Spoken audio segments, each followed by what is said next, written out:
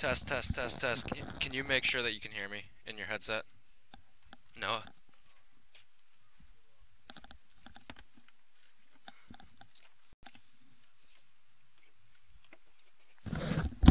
Also, here's Yeah, I can hear you. you can hear me? Okay. There's that for I you. got one for you. You got one? Okay. You can hear me? Does it sound loud enough too? Here, now.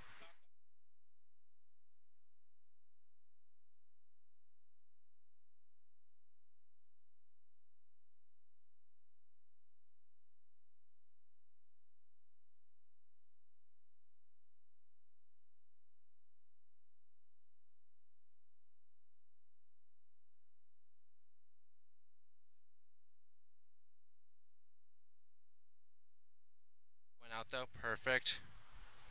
So yeah, we'll use this to control it. Yeah.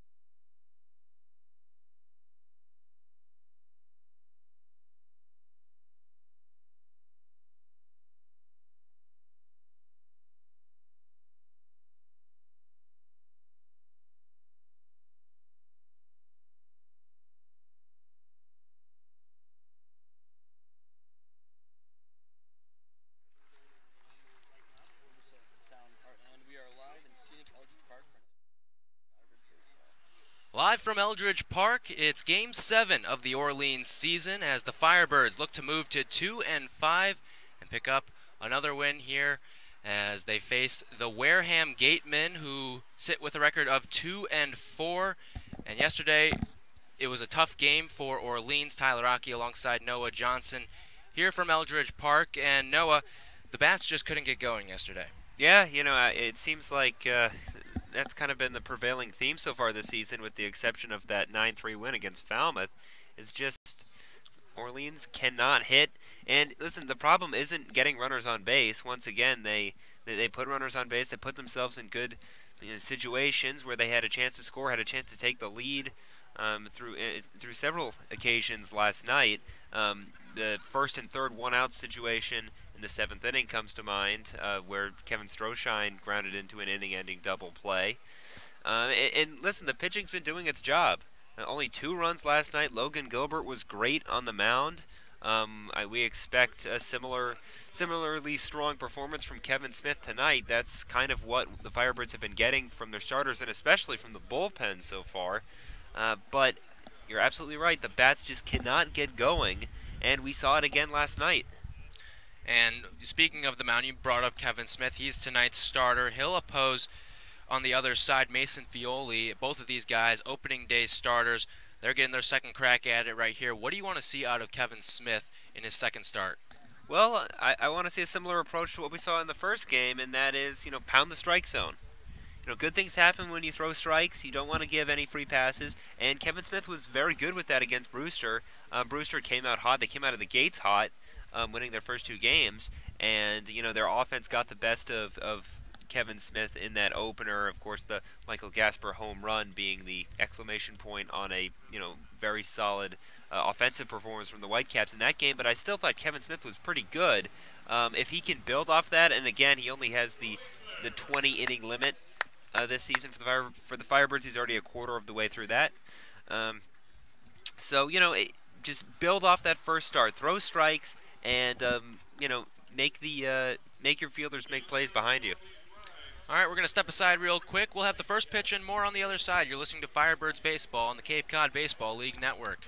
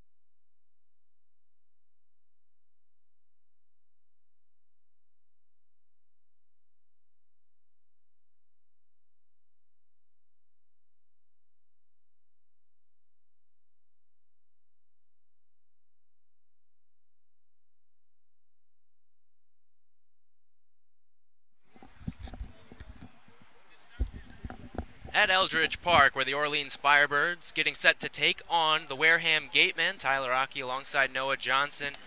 Let's go through the starting lineups here as we get ready for first pitch. We'll start with the visiting Gatemen. Leading off and designated hitting tonight, Brandon Lockridge. He'll be followed by Tanner Dodson. Willie MacGyver doing the catching and the cleanup hole. It's Luke Bonfield. John Topa out in left, batting fifth. Blake Sable. Nate Fastnocht at shortstop. Robbie Metz at second. And rounding out the order is Ben Baird. He's playing at third base. Let's take a look at the fielding alignment for Orleans. Left to right across the infield. Cole Austin, Jeff Hotby, Romy Gonzalez, and at first is Lars Newtbar behind the plate. Catching for the pitcher Kevin Smith is Cesar Salazar, and then left to right across the outfield, Kevin Stroshine, Jimmy Herron, and Brandon Riley. Kevin Smith, the hard-throwing lefty from Georgia, getting a couple more warm-up pitches. What do you want to see out of this Orleans team before today's matchup? Well, quite simply, drive in runners when they're on base, especially when they're in scoring position. 46 runners left on base this season, and you're not going to win many games when you've put up that stat through only 6 games in the regular season. I think defensively they've been pretty good. I don't have that many complaints about them on the defensive side. I think the pitching's been really solid, so as long as they keep that up, and the bats start to come around in big situations, they should be okay, and they should start to climb their way back to 500. And you were saying you've been watching the Firebirds for a number of years. You can't remember a time when they've started this poorly, 1-5. But Kevin Smith, he's got the task of trying to turn that around. Stepping in is Brandon Lockridge, the righty, against the lefty Smith, and we're underway. First pitch in there for a strike. 0-1 the count. That ball right down the middle as Lockridge seemingly taking all the way. Here's the 0-1. Ground ball over to shortstop, fielded by Hotby. He gloves it over to first in time, and that's out number 1. There you go, Kevin Smith throwing strikes right out of the gate. Got strike 1 on Lockridge, and then got him to ground out, pitch in the zone again, and a nice play by Hotby over at shortstop, and 2 pitches, 1 out. Good start for Smith. And for Kevin Smith, in his first start against Brewster, he had 3 flawless innings. There were really only 2 bad pitches that he allowed, a double and then a home run. Here's Tanner Dodson. He shows bunt, pulls back as that ball misses low in the dirt. 1-0 the count. Dodson also a pitcher for the Gatemen. He's 2 for 7 at the plate this season. Dodson in the righty batter's box. The pitch. A fastball for a strike. Evens the count at 1-1. Firebirds with white vests, red undershirts, white pants, white hats with red brims. Gatemen gray pants with blue piping, red jerseys, red numbers. The 1-1. Fouled straight back. Count 1-2.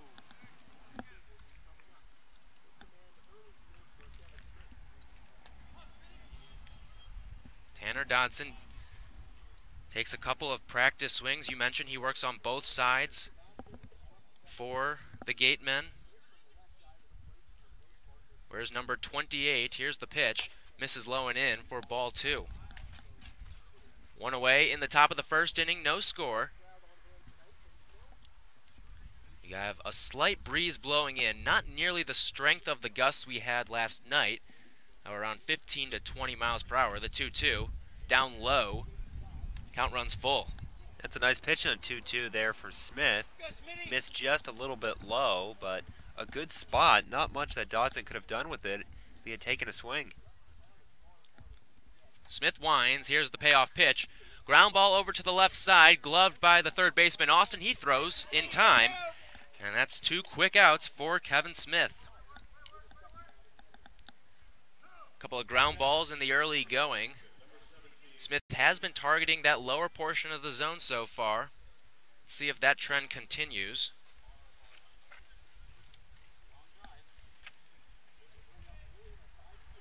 He did get a fair number of ground ball outs his first outing. 5 to be exact through 5 innings as the first pitch misses outside to Willie MacGyver, the catcher. MacGyver, one of the 3 players in this Wareham lineup that really jump off the page statistically. Batting .333 so far this season. Next delivery, a swing and a miss for strike 2. Excuse me, that makes the count 1-1. 2 away in the top of the first. No score between the Firebirds and Gatemen. MacGyver digs back in. The righty facing the lefty Smith. Here's the 1-1 delivery. Another swing and a miss. That ball, a breaking ball onto the outer half.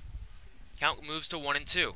Might be the nicest pitch we've seen so far by Smith. Had MacGyver completely off balance. Just a little weak wave at that pitch over the outside corner, and now in control at 1-2. Here's the 1-2. Strike 3 got him looking on a fastball on the inside corner, and that'll set down the Gatemen. 1-2-3. We go to the bottom of the first. Orleans getting its first crack. 0-0 the score at Eldridge. You're listening to Firebirds Baseball on the Cape Cod Baseball League Network.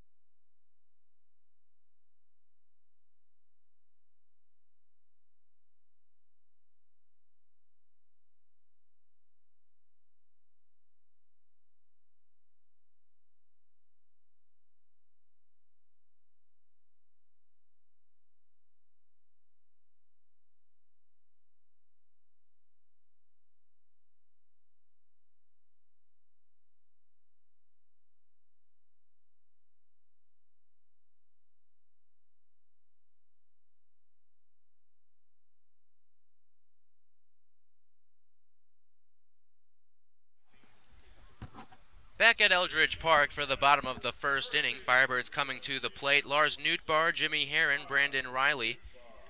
Those the first three for Kelly Nicholson's squad today. They'll be opposed by the lefty Mason Fioli out of Yukon. Fioli stands at 6'2", 180. And we'll start with a lefty-on-lefty matchup against Lars Newtbar. Fioli kicks. The first pitch misses in. 1-0 the count. Newtbar, 1 for 4 yesterday. One of the 5 Firebirds hits. Very patient at the plate. We've seen him walk a number of times. He leads the team. Here's the 1-0. Fastball outside corner for a strike. Our umpires today behind the plate, Mickey Garcia. First base, James Dion, and Rick Emerson in the field. The 1-1.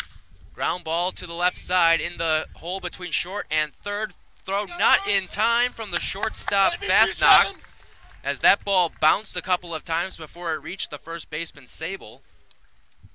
And that's Lars Newtbar aboard with a leadoff hit, much like yesterday. This time he keeps it on the infield. Nice way to start the game for Orleans. They come in only hitting .208 as a team, so getting the leadoff hit big. We'll see if they can cash in with their, easily their best hitter at the plate right here. Jimmy Herron has been so hot. You bring up that Falmouth game, a grand slam that provided all the necessary offense for the Firebirds in a 9-3 win. Newtbar gets his lead at first. Herron the righty, the pitch. Down low for ball 1. Herron's been the real power surge. He's already got 2 doubles, including 1 yesterday. 1 for 4 day. He was stranded on the base paths, though. Runs hard to come by. The pitch. Outside. 2-0 the count. If Orleans wants to run, this wouldn't be a bad pitcher to do it against. Fioli has a very, very high leg kick, a little extra time getting to the plate. He is a lefty, though, which makes it a little bit tougher. The pitch. Line drive down the third base line and into the left field. Holding at second is Nootbaar. Taking a wide turn at first was Heron. And back-to-back hits. The Firebirds bats are cooking early here at Eldridge Park, first and second. And the three-hitter Brandon Riley comes to the plate. That ball was stroked down the third base line. But that outfield grass, oh so thick, held that one up a little bit. Here we go, B. Tough for Nootbaar to advance to third. However, if that ball was hit to the other field, he surely would be 90 feet away. Here's Brandon Riley, the lefty, against the lefty Fioli. Firebirds trying to strike first. Riley squares around a bunt, pulls back for ball one. And talking to Kelly Nicholson before the game, he said, much like yesterday, you've got that wind blowing in.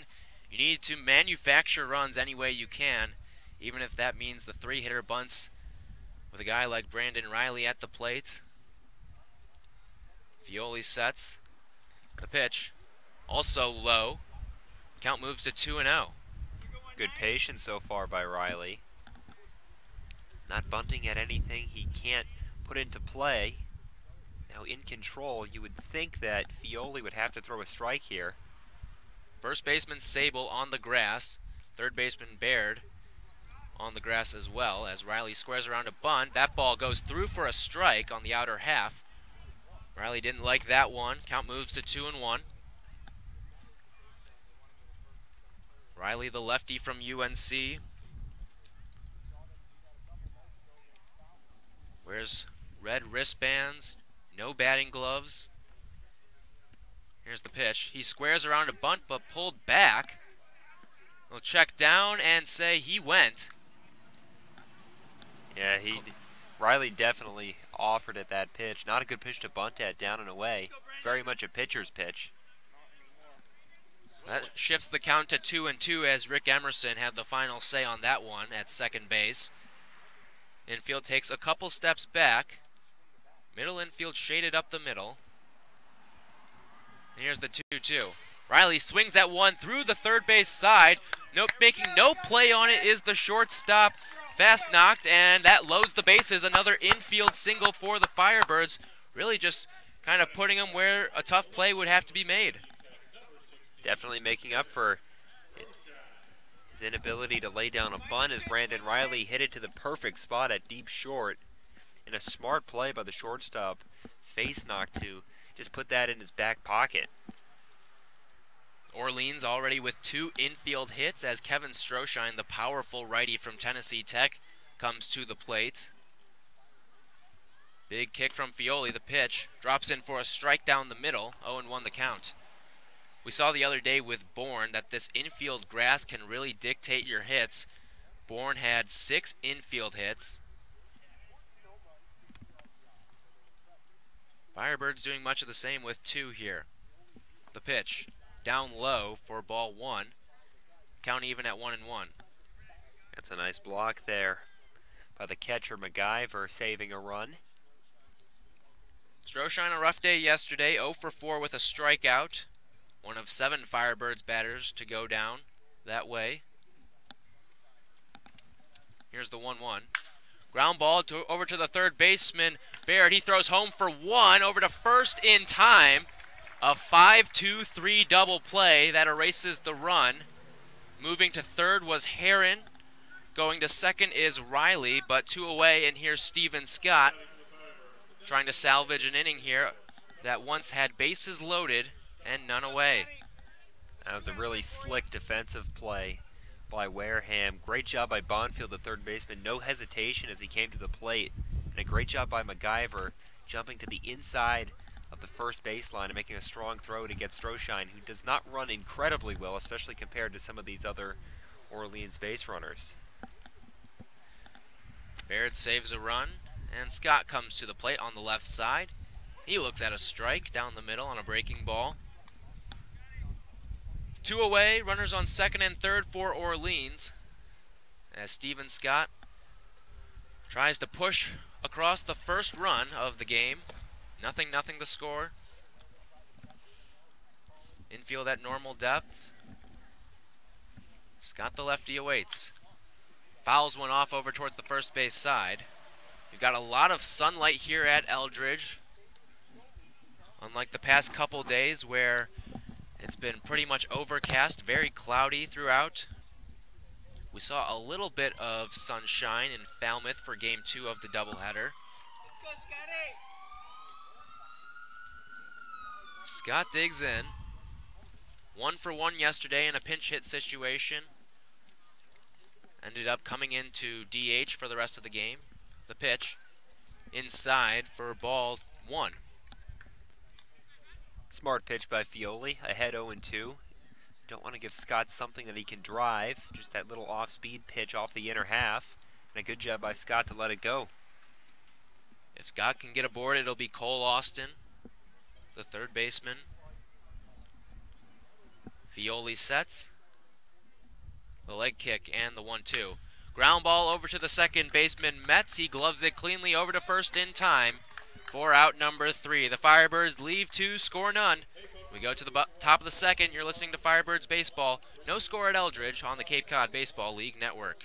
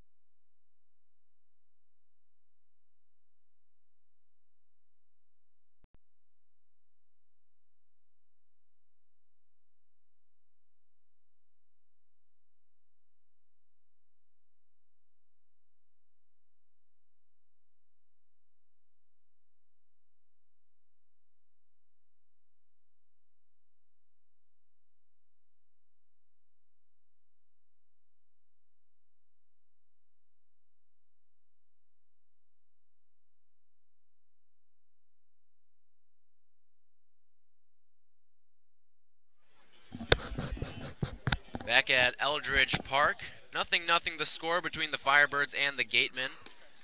Orleans left them with runners on second and third.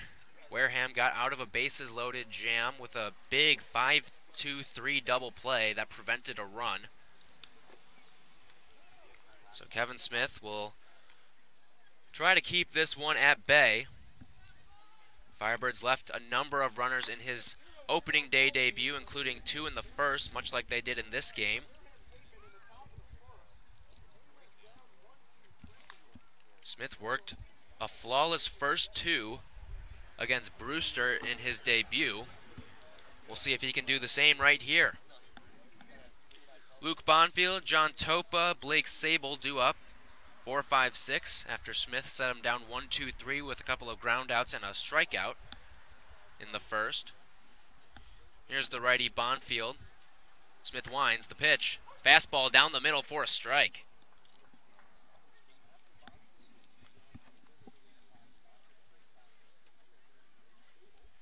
Bonfield, the junior from Arkansas. Here's the 0-1. Misses just outside. 1-1 the count. Luke was drafted in the 21st round by the Mets back in 2014. Number 57 prospect coming out of high school. The pitch. High fly ball out to right center. Going back is the center fielder Heron. He's under it and makes the play for out number 1.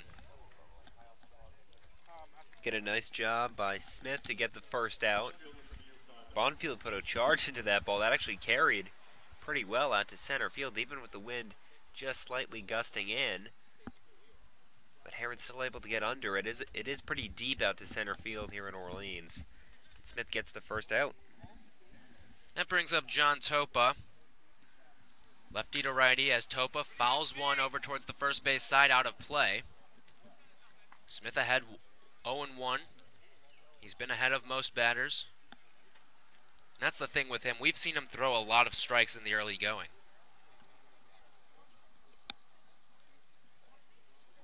One away in the top of the second. No score. The pitch misses upstairs. 1-1 the count.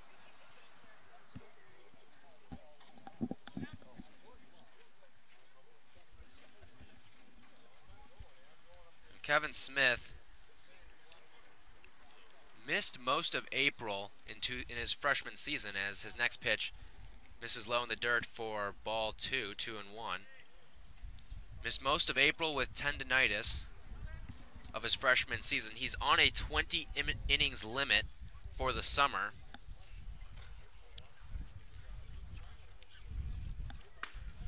Next pitch misses low and away.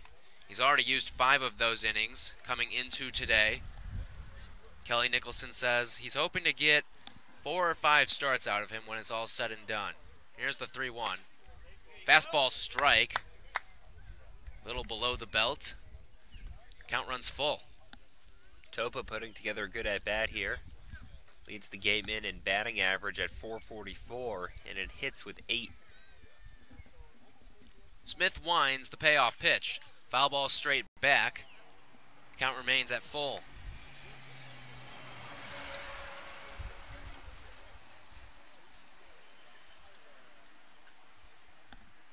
John Topa, the righty from UConn. Here's the pitch. Inside, he walked him. And that's the first base runner for the Gatemen. Nice at bat by Topa when all is said and done. Didn't swing at anything he didn't have to. Ends up working that walk. Seemed like he was in complete control of that at bat, even though Smith made some good pitches. Here's Blake Sable, the lefty, playing first base today. Plays his college ball at Southern California, where he's a teammate of Lars Nootbaar. Holds the bat on his shoulder. The pitch squares around a bunt, and he bunts right through it. Pitch was a strike, 0-1 the count. I tell you, if Salazar had a better angle, and again, Sable is a left-handed hitter, but if he had a better angle, he had Topa dead to rights at first base. He had a huge secondary lead, almost a third of the way down to second base. Here's the 0-1. In there for a strike on the outside corner, 0-2 the count. And for Sable, very tough to throw around. 6'4", 205, not to mention he's a lefty, which makes it even tougher for a snap throw over to first. Smith sets, takes a look at first and pitch. Up high for ball 1. Sable almost like a football player out there. In fact, his second cousin is former Steelers safety Troy Polamalu. Both play at USC as Smith throws over to first, not in time. He caught Topa leaning. Good move there by Smith. Topa didn't dive back in. He came in standing straight up, which made that even closer.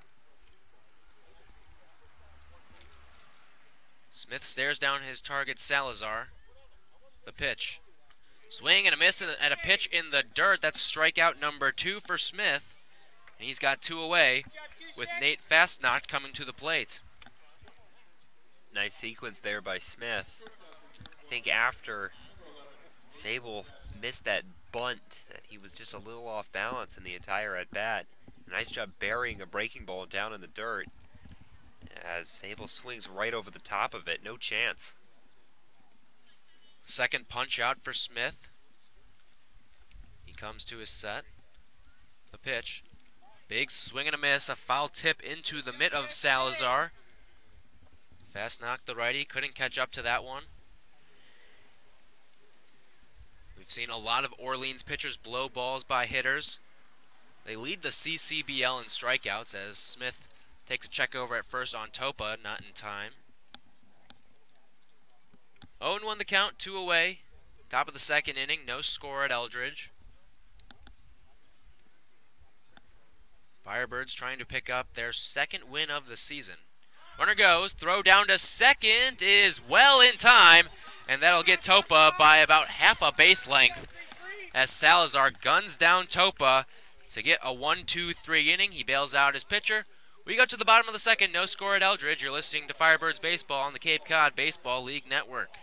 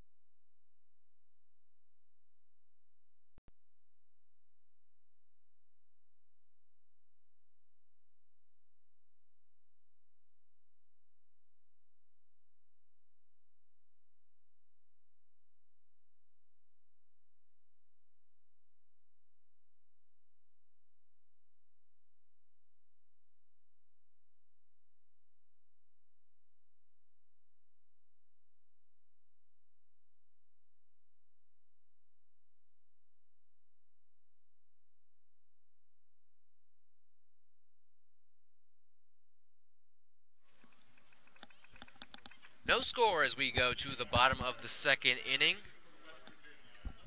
Firebirds left them with runners on second and third. Had a bases loaded, no out opportunity.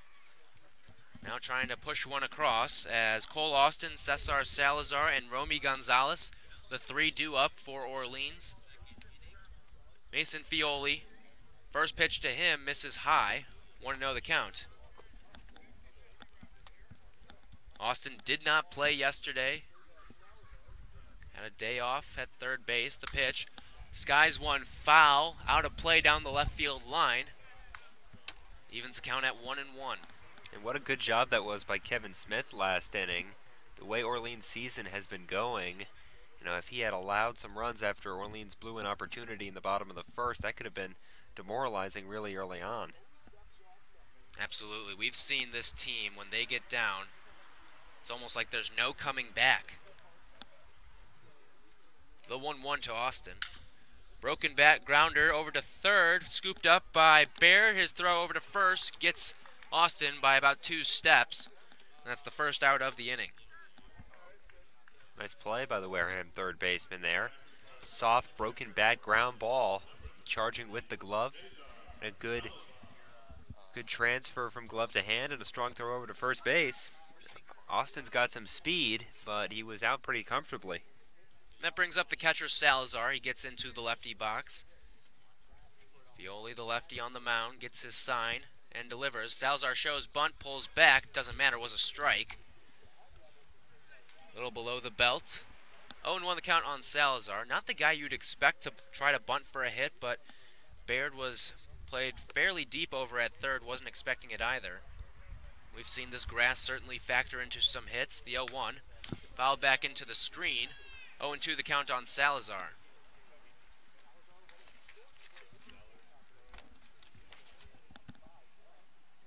Cesar was announced as a pitch hitter last night, but didn't actually get the at-bat as Nicholson decided to throw a righty out there. Here's the 0-2 pitch. Fouled over towards the first base dugout.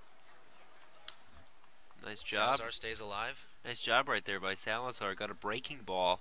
Did catch a little too much of the plate, but still, good job by him to just foul that off. Not a pitch that you want to drive. He stays alive. Sun beginning to set here at Eldridge, the 0-2. Foul back into the screen as Salazar with a nice at-bat here. Still down in the count, 0-2. Was the same thing right there. Got another breaking ball, but he was right on that one. Fouled it straight back. Salazar, the lone player born in a different country on this Orleans roster. The 0-2.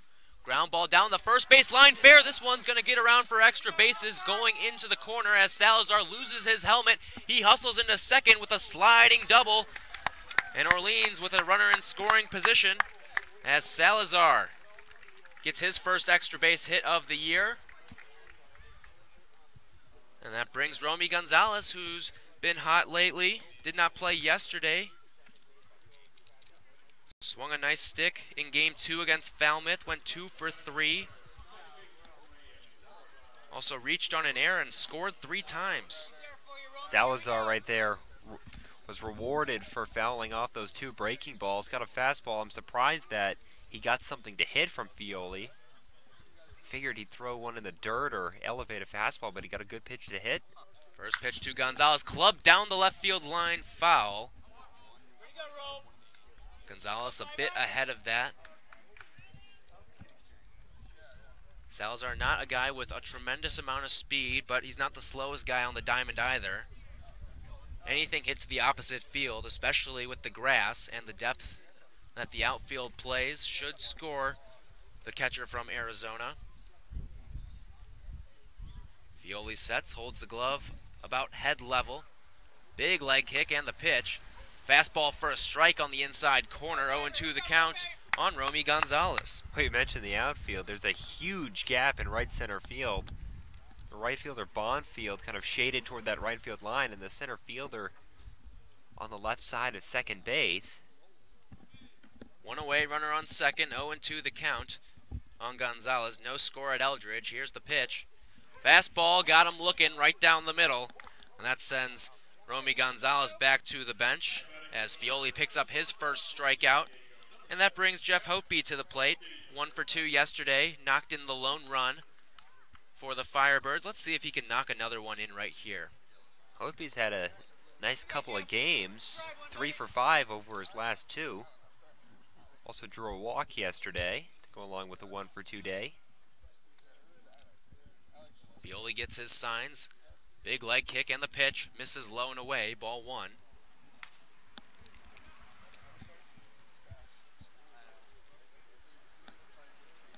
Hotby, the shortstop from San Diego. A 4-year varsity player in high school in El Cajon, California.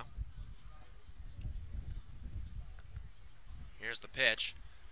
Misses outside. Hopey thought about it for a second, but thought better of it.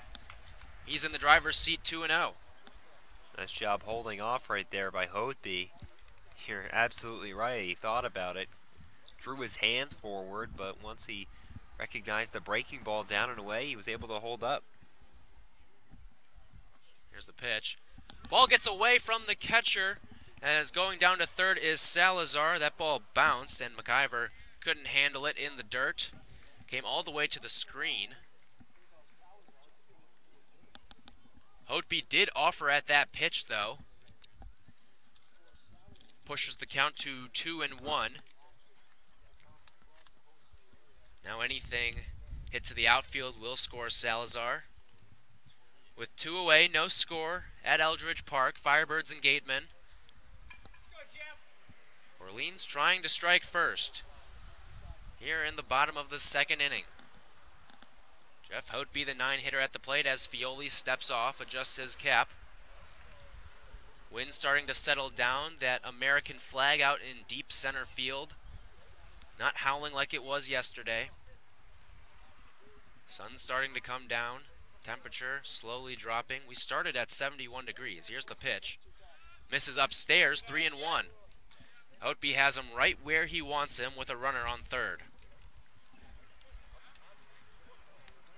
Salazar, the man, standing 90 feet away. Hotby, the lefty, facing the lefty, Fioli. The 3-1. In there for a strike on a breaking ball. Count is full. 2 away. That's a nice take by Hotby on 3-1. Not looking for a breaking ball, so he just let it go by instead of, if he makes contact with that, probably just grounding out. Here's the 3-2.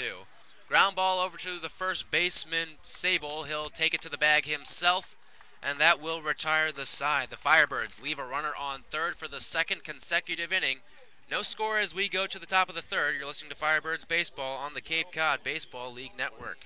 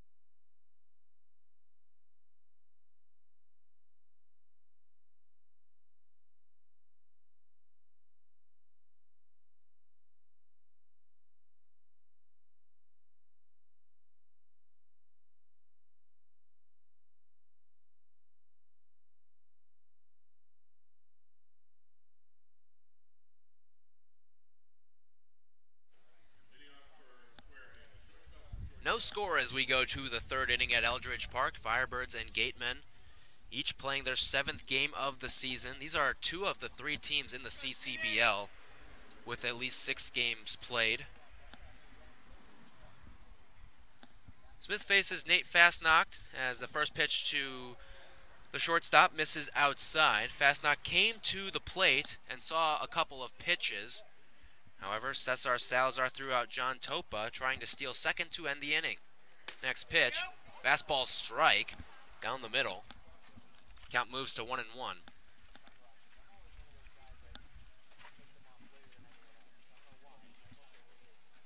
Infield starting to move into the shade as the next pitch.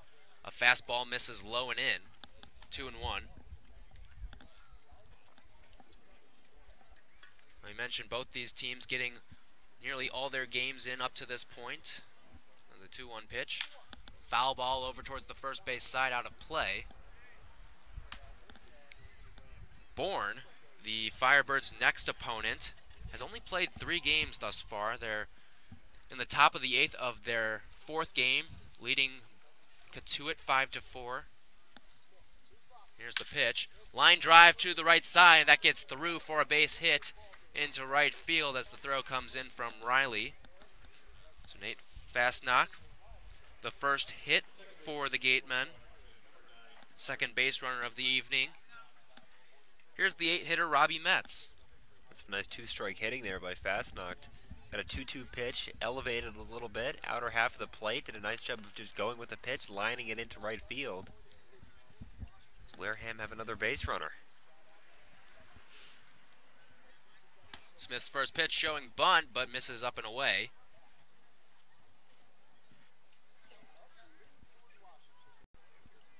Metz plays his college ball at George Washington. In 2015, was on the All-A-10 rookie team. Hit .306 with 13 RBI. The pitch, ground ball, right side to Paul. He throws over to second, over to first is not in time. As a hustling Robbie Metz beats the throw. So fielder's choice leaves a man on first, and it's the 9-hitter, Ben Baird.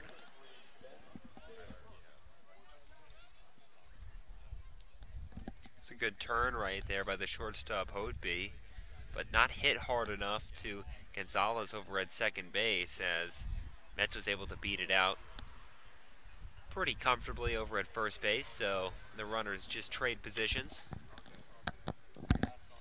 Ben Baird steps into the righty box. First pitch to him, a fastball swing and a miss. 0-1. Smith works ahead. Baird, a freshman at Washington. He was a 20th round pick by the Indians in 2016 from Agora Hills, California. Smith winds in the pitch. A late swing. Got him, and it's 0-2. Unconvincing swing there by Baird. I don't think he decided to swing at that one until it was in the catcher's mitt. 0-2 the count, 1 away. Top of the third inning, no score at Eldridge Park. Middle infield, pinched up the middle. Robbie Metz, the runner at first, as we'll get a check over. Not in time. Smith has a decent move over to first. We saw him almost get John Topa. Caught him leaning.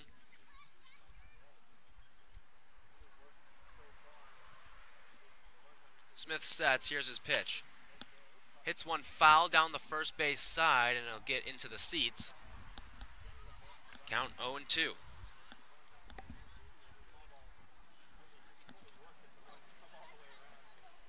Baird didn't get a ton of playing time. Played in 43 games, but started less than 20 of them. Had an .091 average for the Huskies. Not the type of freshman season he would have liked to have. Here's the 0-2. Swing and a miss on a fastball that was upstairs. And he sends Baird back to the dugout with his 3rd strikeout of the game. Nice pitch on 0-2 there by Smith. Nothing Baird could do about making contact with that.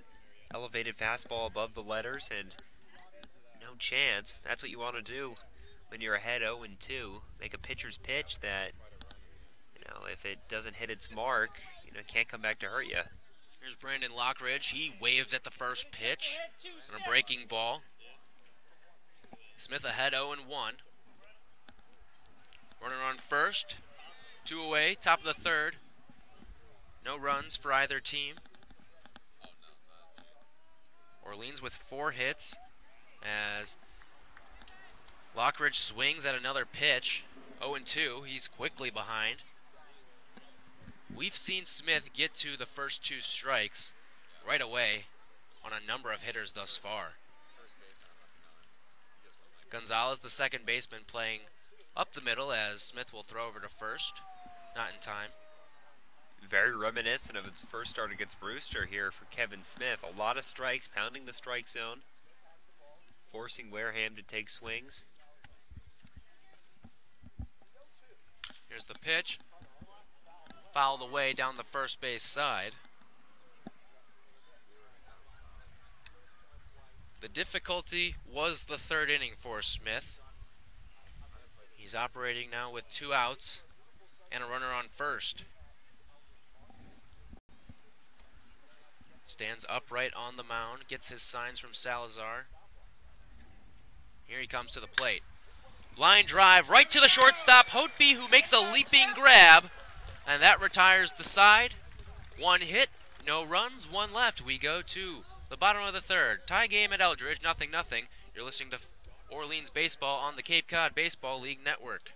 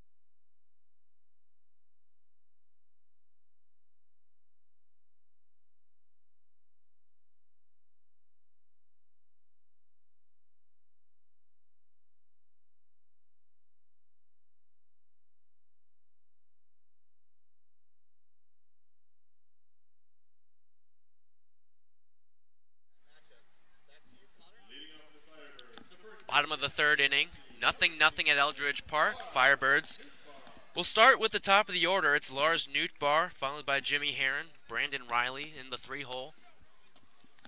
Nootbaar singled and was thrown out at the plate as a part of a 5-2-3 double play back in the first. First pitch he looks at as a breaking ball for a strike on the outside corner. Orleans have had their chances again tonight, but so far unable to cash in. Bases loaded, nobody out in the first inning. Fioli winds the 0-1. Nootbaar shows bunt, pulls back on a pitch that misses low. Caught Baird sleeping over at third. He now takes a couple of steps in. Nootbaar has led off the last 4 games by getting on base. That includes today, doing his job in the leadoff role. Here's the 1-1. Foul ball over down the left field line, out of play. Nootbaar down 1-2. As we've mentioned in the past, easily one of the most patient hitters in this lineup. Team leading 8 walks, had 4 in the second game of Sunday's doubleheader in Falmouth. We've seen Nootbaar work back from 1-2 to draw a base on balls. Here's the 1-2 pitch. Misses in the dirt on a breaking ball. Tried to fool Lars. Couldn't do so. Count shifts to 2-2. Nootbaar with red batting gloves, red wristbands. Here's the pitch. Line drive into center field for a base hit. And Lars Nootbaar with a pair of singles in this one. He continues to stay hot. And that brings up Jimmy Herron. Nice job there by Nootbaar. Good piece of hitting. Fastball over the outer half. Reached out, lined it into center field to the left side of the second base bag. looks like he's starting to find his stroke. Jimmy Herron, the batter. He hit a hard line drive into left field for a single back in the first inning. He looks at a strike on the first pitch. 0-1 the count. Lights starting to come on at Eldridge. Won't take effect for a couple of innings as Fioli fakes a throw over to first. Interesting move there. He stepped off the rubber, kept the ball in his mitt. Big leg kick, the pitch. Fouled down the first base line into the stands. Herron down 0-2. Herron now hitting .450 with Orleans, 9 for 20 to start the season. Leads the team in extra base hits with 3. If there wasn't a runner ahead of him, he could have had a fourth on that single down the left field line back in the first inning. Or if the grass wasn't as thick as well, that ball could have gone all the way to the fence. A lot of these modern day fields are turf. That one certainly would have gotten it to the fence. Here's the pitch.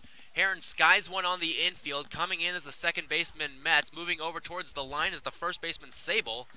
And it's Sable, the one to glove it. A foot inside of fair territory for the first out. He hit that one a mile into the air. Just got under it with 2 strikes. And here's Brandon Riley. Riley also singled in the first. First 3 batters for Orleans, all with 1 base hits.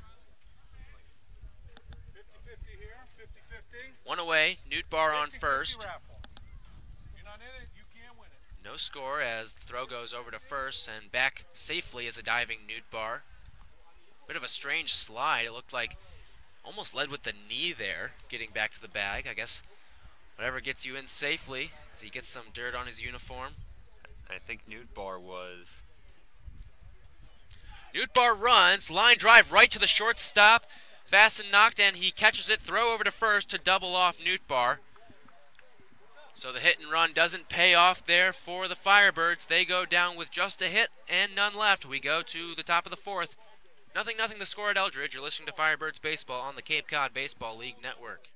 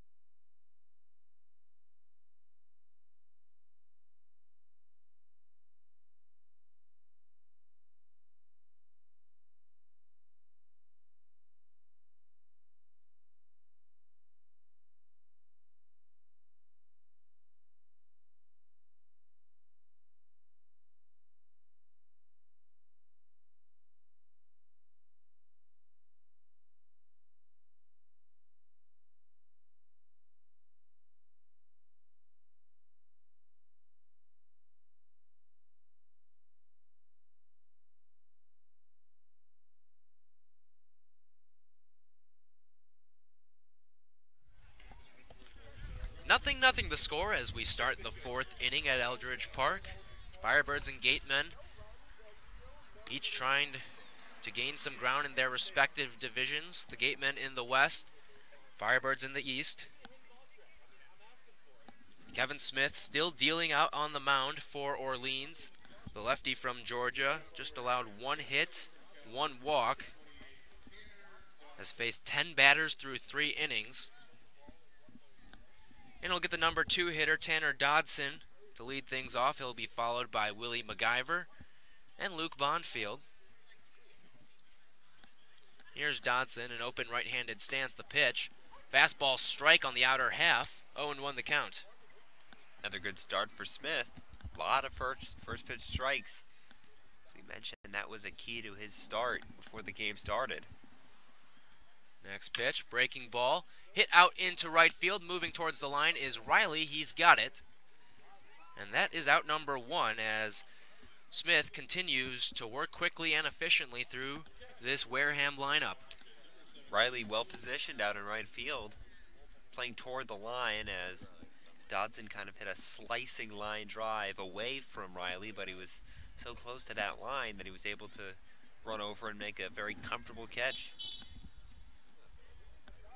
Here's Willie MacGyver. He struck out looking to end the first inning.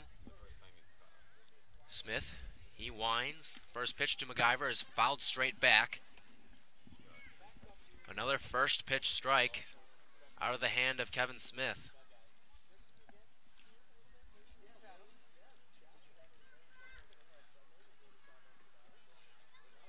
MacGyver, the righty, against the lefty Smith. Here's the pitch. Fastball misses just in at the knees. 1-1 the count. Let's take a look at some scores around the league. I mentioned an extra inning affair already between Bourne and Catuit. That game in the 9th inning. Next pitch misses inside as well as Salazar wanted to check down with the first base umpire. James Dion didn't go. 2-1. Brewster has come all the way back from down 7-2, put up a 5 spot, tied with YD 7-7 as the next pitch in there for a strike. 2-2 the count, 1 away on MacGyver. Falmouth leads over Harwich 4-2 in the top of the 5th. Chatham with a 1-0 lead over Hyannis in the top of the 4th. Here's the pitch. Floater up the middle and it drops into center field for a base hit as MacGyver actually runs through the bag instead of turning. It was actually fielded by Gonzalez, the second baseman, in shallow center field. Right off the end of the bat, I think it landed right on the edge of the dirt behind second base and only went a few feet out into center field. We've seen a lot of soft singles against Orleans pitching this season. I know you mentioned Bourne with 6 infield hits back on Saturday night. Here's Luke Bonfield. A pitch out on the first one that goes outside. Bonfield flew out to center his first time. And it's really been, the Orleans pitching has been what's kept them in ball games all season long. It's been the timely hitting that's been the problem. The next pitch misses inside for ball 2. 2-0 the count on Bonfield. MacGyver the runner on first, 1 away. Top of the 4th inning, no score at Eldridge Park. Smith sets, looks over, and the pitch downstairs for ball 3. Middle infield at double play depth. Kelly Nicholson barking out some commands from the first base dugout. Here's the 3-0. Fastball strike. The courtesy 3-0 pitch. Bonfield taking all the way on that one.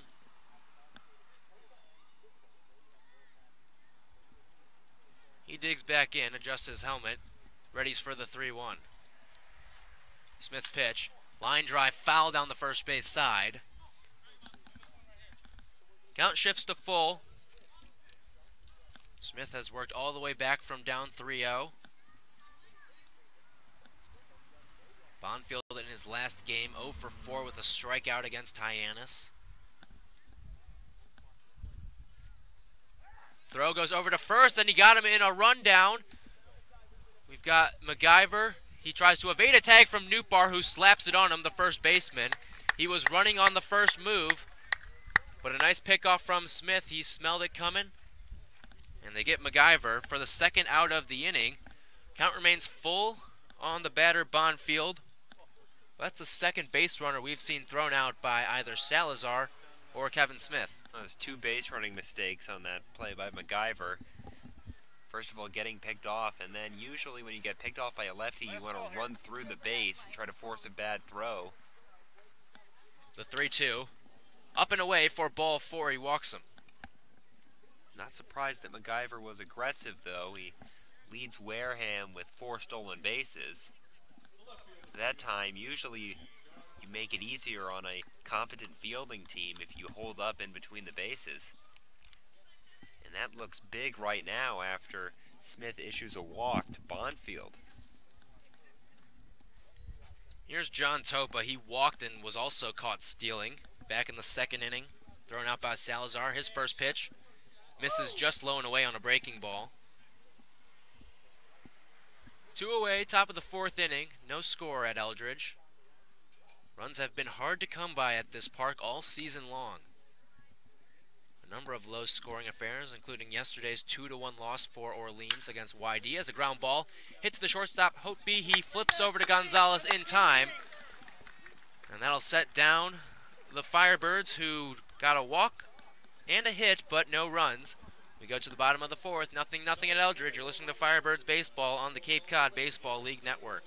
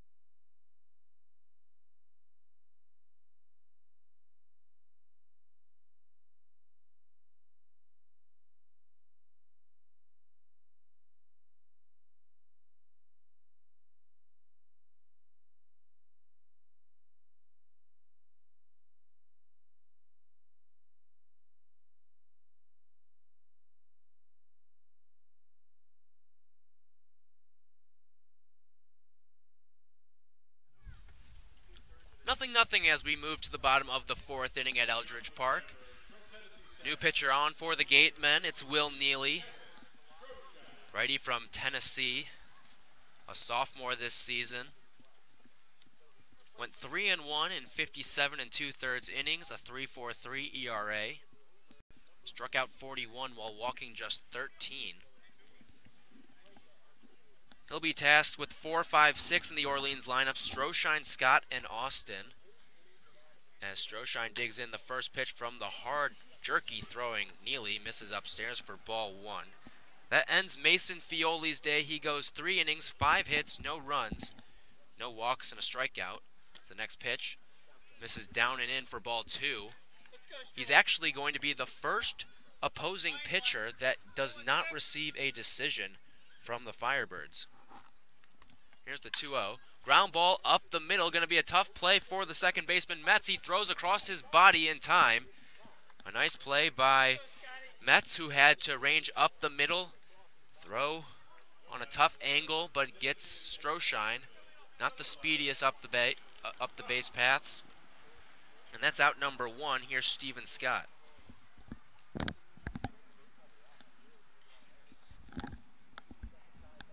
Scott, the lefty from Vanderbilt, facing an SEC opponent in Neely. Here's the first pitch to him, a swing and a miss on a ball that missed low and away. 0-1 the count. Infield playing on the grass, the deep grass that is. Pitch. Scott checked his swing. They'll take a look down. No swing, says Rick Emerson down at third base. 1-1 the count. Sun has set at Eldridge. Shade across the field as the pitch. Grounded foul. Got Scott reaching as he dribbled that one down the first base line. 1-2 the count on the designated hitter. 0 for 1 today with a ground out to second.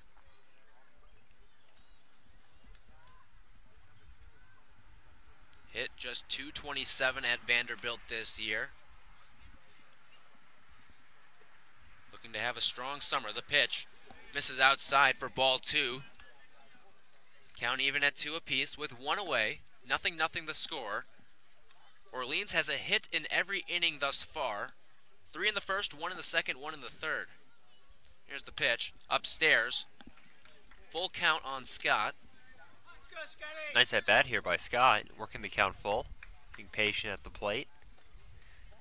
See if he gets something to hit here. The 3-2. Swing and a miss for strike 3, and that's Neely's first fan out of the game.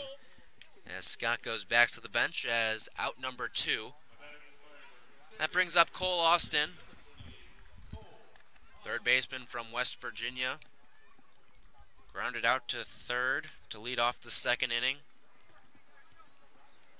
That was a very confident 3-2 pitch by Neely. Gave him a breaking ball. First offering to Austin, misses low for ball 1. Neely's got a very jerky delivery.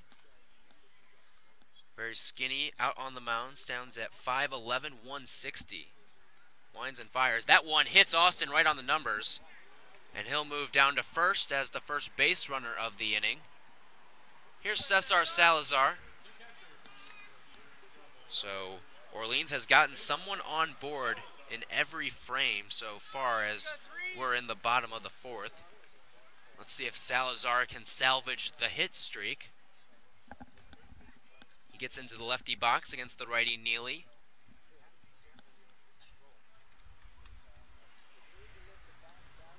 Austin 9 of 12 in swiping bags at West Virginia.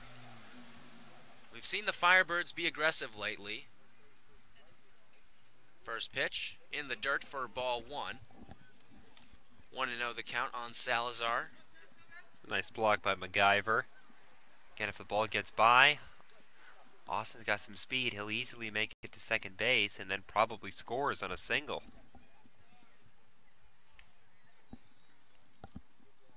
Orleans has stolen 4 bags. That puts him right in the middle of the CCBL. Next pitch. Salazar lifts one foul down the left field line. Going over and running out of room is Topa. The fan makes a nice catch out in left field. Our angle kind of gets cut off, so we didn't see a spectacular catch by the fan, but the sounds of the ballpark tells us what happened. 1-1 the count on Salazar, 2 away. Austin aboard at first. The pitch. Hit one into the gap out in left center, and that ball gets down. Going to third is Austin, and holding up. Salazar going to try for 2. He's caught between second and first, and he dives back in time. No throw was made by Robbie Metz. They didn't want to avoid throwing that one away and potentially having Austin scoring. Runs have been at a premium all game long, and Salazar with a big 2-out knock there. Bring up Romy Gonzalez, going to try to get the first run across for Orleans.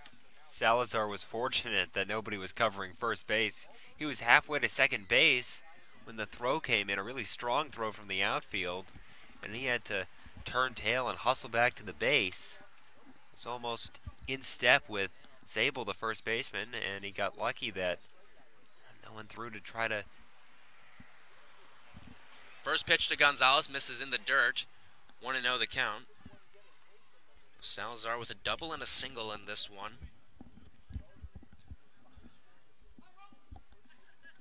Keeps Orleans' hit streak alive at 4 straight innings, all 4 innings in this game, as there's runners at the corners with 2 away. Romy Gonzalez holds the bat high above his head, swings and misses at a fastball. 1-1 the count on the second baseman from the University of Miami. Gonzalez has been hitting better recently, but with that strikeout back in the second inning, he's now tied Brandon Riley for most strikeouts with 8. The pitch.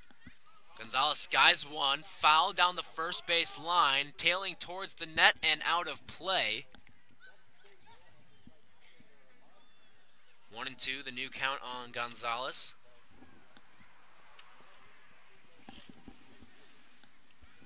Trying to change the score for the first time this game.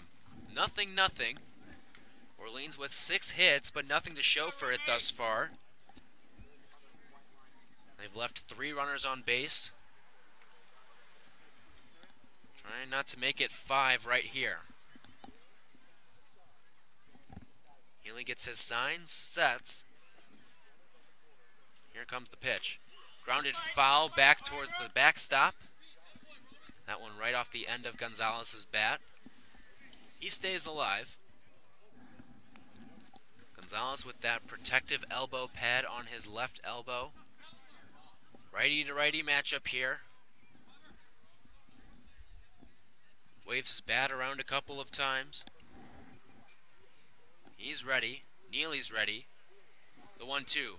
Salazar faked a steal and it won't matter. Swing and a miss for strike 3 as Gonzalez goes down. Orleans strands 2 off of a hit batsman and a single. We go to the top of the 5th. 0-0 the score at Eldridge. You're listening to Firebirds Baseball on the Cape Cod Baseball League Network.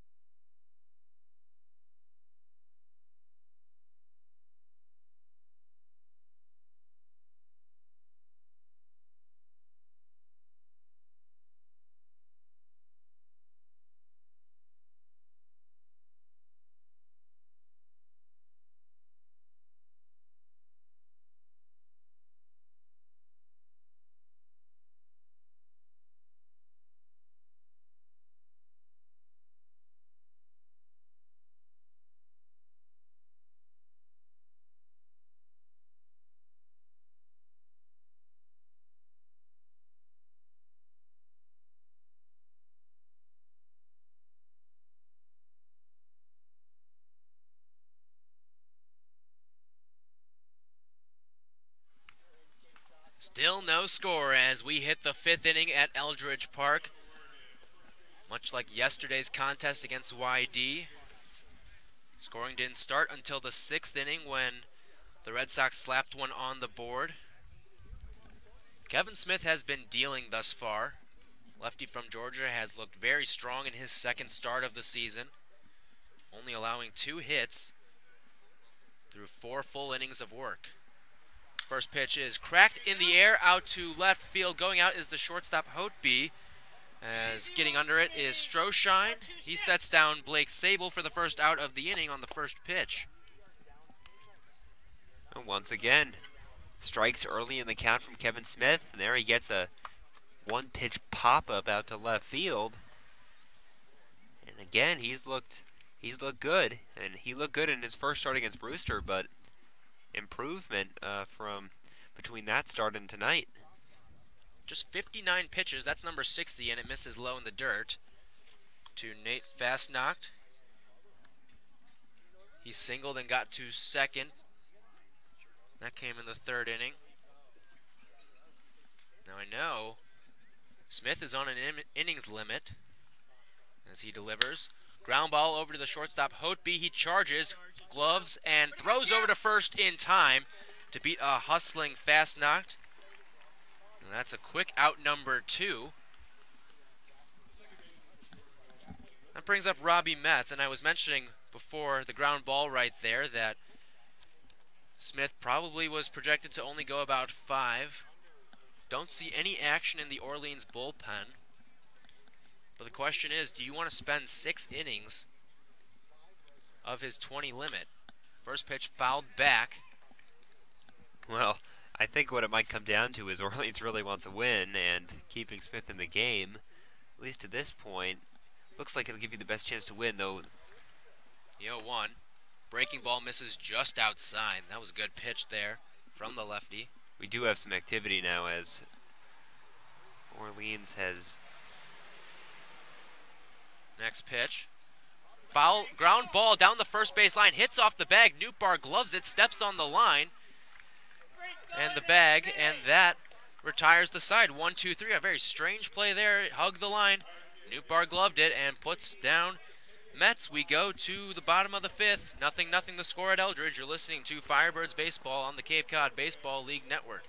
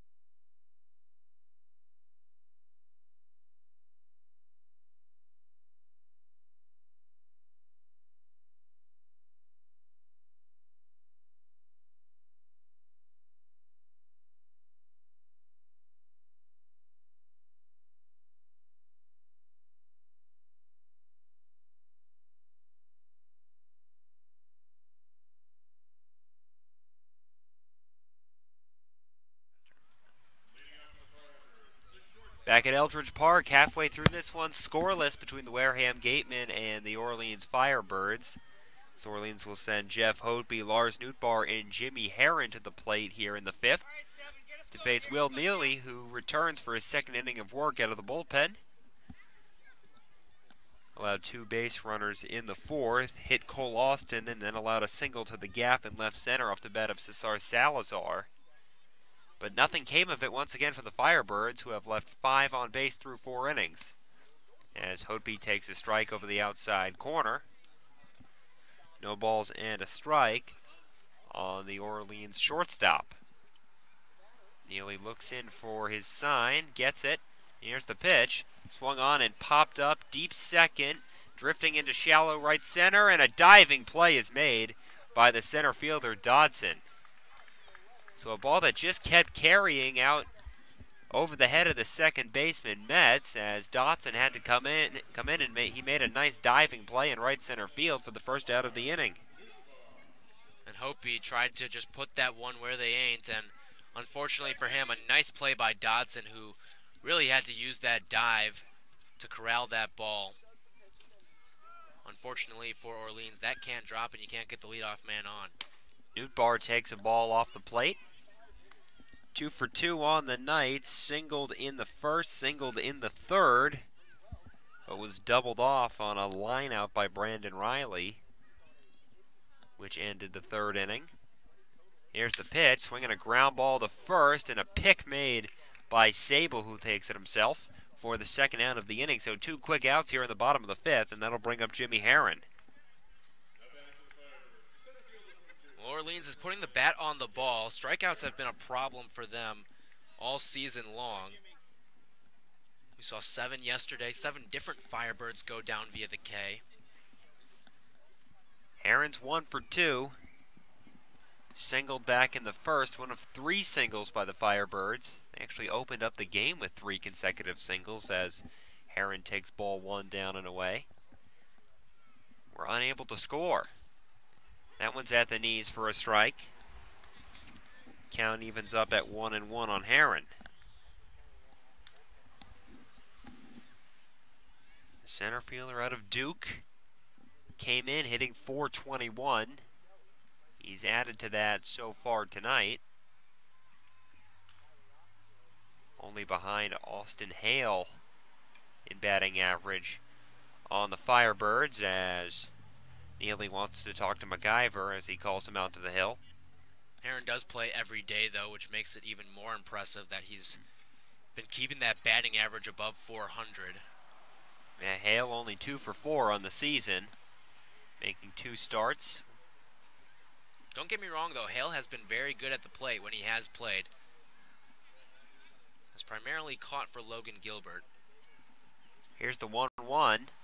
Heron rips one down the left field line. That is a fair ball.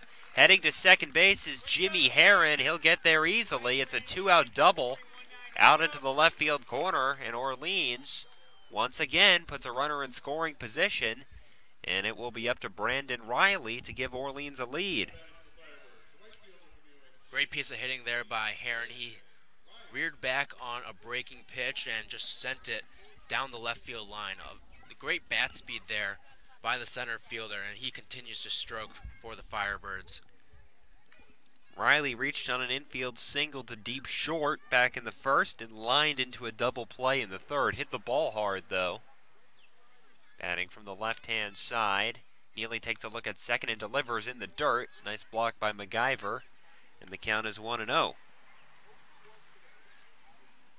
here's another instance. Can we see a timely hit from Orleans?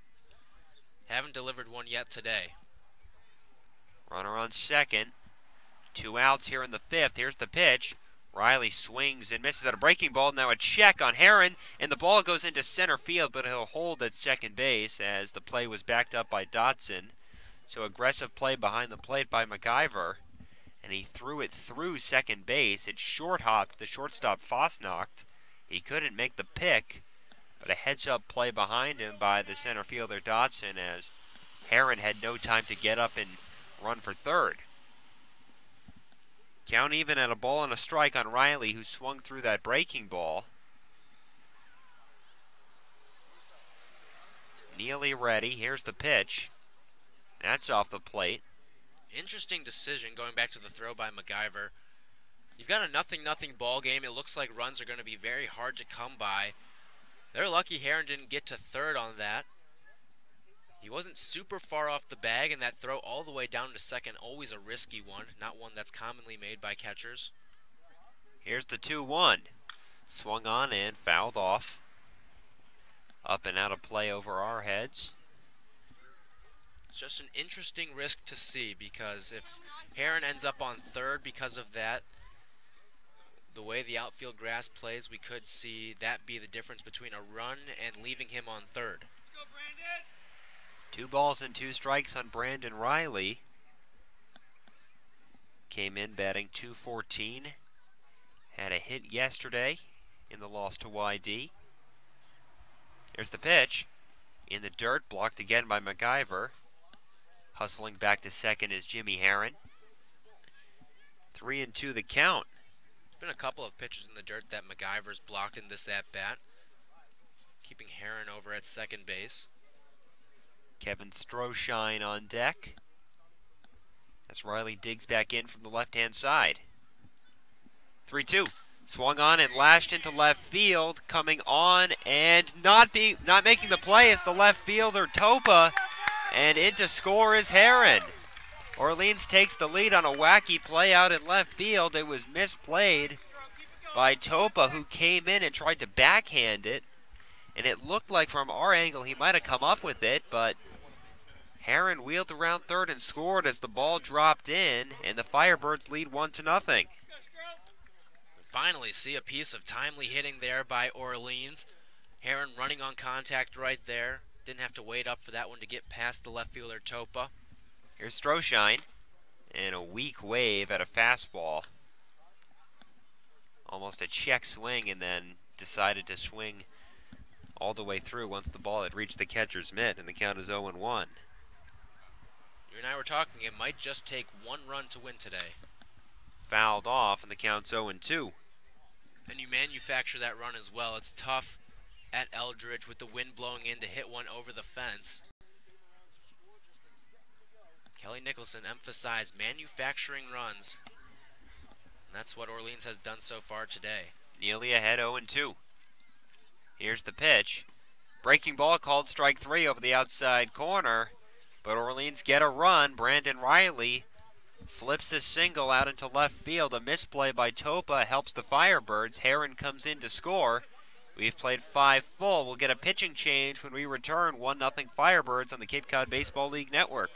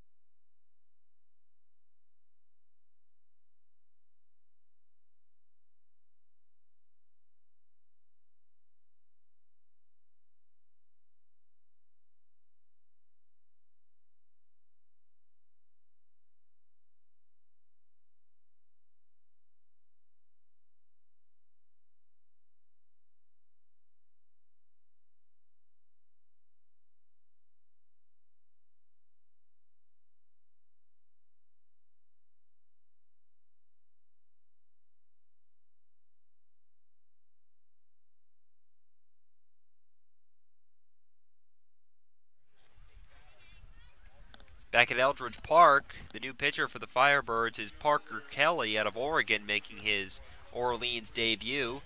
In 14 appearances for the Ducks, 1-0 with a 5.17 ERA.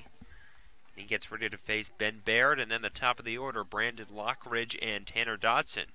The final line on starter Kevin Smith, 5 innings, 2 hits, no runs, 2 walks. He struck out 3 and is in line for the win. Heck of a game by Smith in this one, rebounding from a 4-run allowed performance against Brewster in the opener. Baird shows bunt and takes a strike over the outside corner. 0-1 the count. Baird came in hitting 200. Struck out swinging in his only matchup against the starter Smith. That came in the 3rd inning. Digs in from the right-hand side. The right-hander Kelly looks in and delivers. Over the outside corner again, and it's 0-2. Bit of a late call there from the home plate umpire, Mickey Garcia. Didn't look like Baird agreed, kind of a sideways shake of his head, but he'll dig back in, down 0-2. Kelly ready. Here's the pitch. Swing and a miss at a high fastball. He elevates above the letters for the first out of the inning. So good morning, good afternoon, good night. A 3-pitch strikeout for Parker Kelly against Ben Baird. And his Firebirds career gets off to a great start. As we return to the top of the order, here's Brandon Lockridge, the designated hitter out of Troy, who's 0 for 2. As Kelly delivers, swing and a weak wave at a breaking ball down and away, 0-1. Going back to that strikeout from Kelly, a great 2-strike pitch. Something that Baird absolutely could not have touched, right at his shoulders. That misses inside, and the count is 1-1. A fastball off the inside corner. Lockridge grounded out to short in the first, and then lined out to short in the third, so he's kept Jeff Hotby busy. The pitch, swing and a miss at a ball in the dirt. It skips past Salazar. Quickly ahead 1-2 is Parker Kelly. We've seen a couple of questionable swings from this Wareham lineup, top to bottom. Pitches that are way outside, way high. Here's the 1-2 pitch. Inside, just off the corner, and the count is 2-2. Good two-strike pitch right there. That one just missed. Good discipline by Lockridge. Chokes up on the bat slightly. 2-2. Swing and a miss at a breaking ball. Strikeout number 2 for Parker Kelly, and there's 2 outs here in the top of the 6th. So we've seen the breaking ball as a punch-out pitch as well as the fastball. The disparity between the velocities on those two pitches has been enormous. And if Kelly can keep that going for the entire game, he'll be pretty untouchable for the rest of the summer. Here's Tanner Dodson, center fielder from Cal. Pac-12 opponent of Kelly. 0 for 2 on the night. Swing and a miss, 0-1. Fastball down in the zone. Dodson 2 for 9 on the season.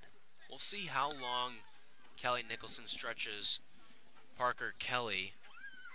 You'd think he'd want to get as much out of his bullpen as he can with as few arms as possible. That one's off the glove of Salazar. Ball 1 as it skips to the backstop. You've got a doubleheader on Sunday, so that always complicates the rotation, the bullpen arms. Want to get everyone enough rest, especially this early in the summer season. Can't overbear on arms. Here's the pitch. Missed inside, just off the corner. Looks pretty good from here. Count is 2-1. Kelly pitches from the stretch. No windup for him. Here's the pitch. Breaking ball catches the outside corner. 2 balls and 2 strikes on Tanner Dodson. Let's see what he goes with here on 2 strikes. We've seen him flash both the off-speed and the fastball. Dodson ready. Here's the pitch. Swung on and grounded to short. Charging is Hotby. Going to be a tough play. On to first in time. Got him by a half step. And the inning is over. So a 1-2-3 inning by reliever Parker Kelly, who makes a good start to his Firebirds career. Done with 5.5, 1-0 Orleans on the Cape Cod Baseball League Network.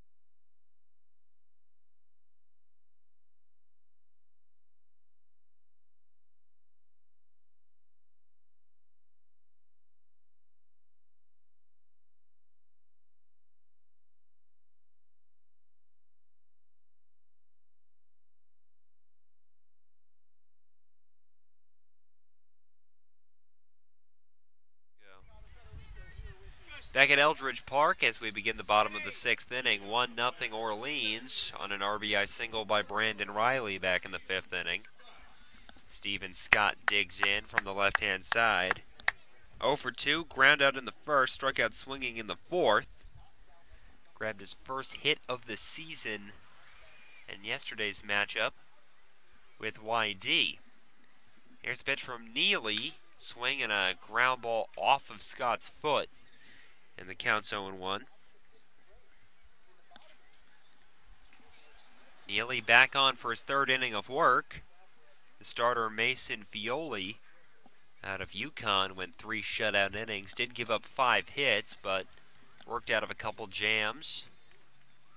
Here's the pitch. Scott swings and misses through a fastball over the outer half. No balls and 2 strikes.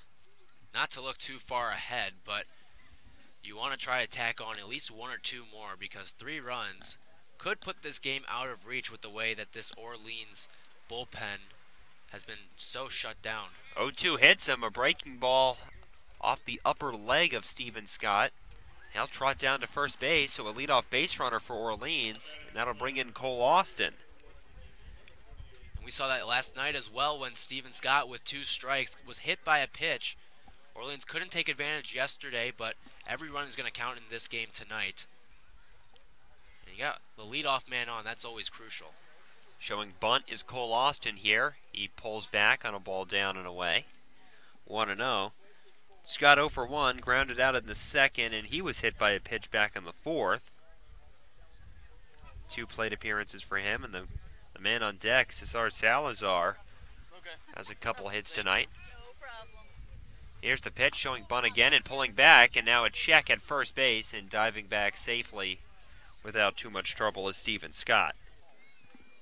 And Neely tried to elevate that fastball and get Cole Austin to pop it straight up on the infield, which pretty much nullifies any attempted sacrifice, but Austin, the smart batter, pulled back.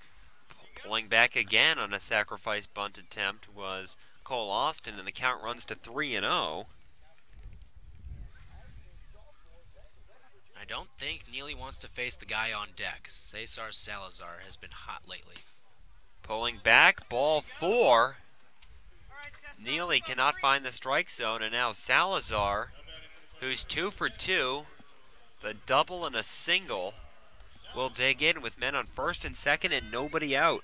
And this is where things get interesting right here. You've got another opportunity to lay down a potential sac bunt and put 2 guys in scoring position. And you've got Romy Gonzalez, who's been swinging the bat a little better as of late, but I mean, do you take the stick out of Salazar's hand is the question right now, and it's so tough with the wind blowing in tonight. It's a difficult decision for Kelly Nicholson. You don't want to ground into a double play because we've seen those really kill some Orleans innings early on in the year thus far.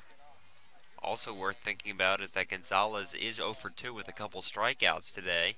We'll see if that factors into the decision as a mound visit breaks up and we're ready to go here. Salazar digs in from the left-hand side. 2 on, nobody out. Bottom of the 6th. 1-0 Firebirds. Looking to tack on here. Another opportunity to put this game in a more comfortable space for them. Here's the pitch, showing bunt is Salazar, and he fouls it off back to the backstop. Count is 0-1. And that's one Salazar probably should have pulled back on. Ball was low. If he did get it down, he might have popped it up. He would have put that barrel too low. 0-1 on Salazar. First and second, nobody out. Neely takes a look at second and delivers, and pulling back that time with Salazar on a ball up and away. Counts 1-1. And again, you see right there, Neely trying to elevate that fastball, get him to pop it up. Scott on second. Austin on first. 1-1, showing bunt again and dropping it down foul. Down the third baseline and onto the grass. This has been an area of difficulty thus far for Orleans. I don't think we've seen a successful sac bunt all season, but we've seen a number of failed attempts. We've also seen several hitters bounce back and either get a hit or draw a walk after failing to drop down a sacrifice bunt. Absolutely. 1-2 on Salazar. Long look for Neely. Here's the pitch. Swing and a miss at a fastball at the letters, and there's 1 out. So Neely works around Salazar and strikes him out. And here's Romy Gonzalez. And that's a ball that you just have to put in play. If you know that he's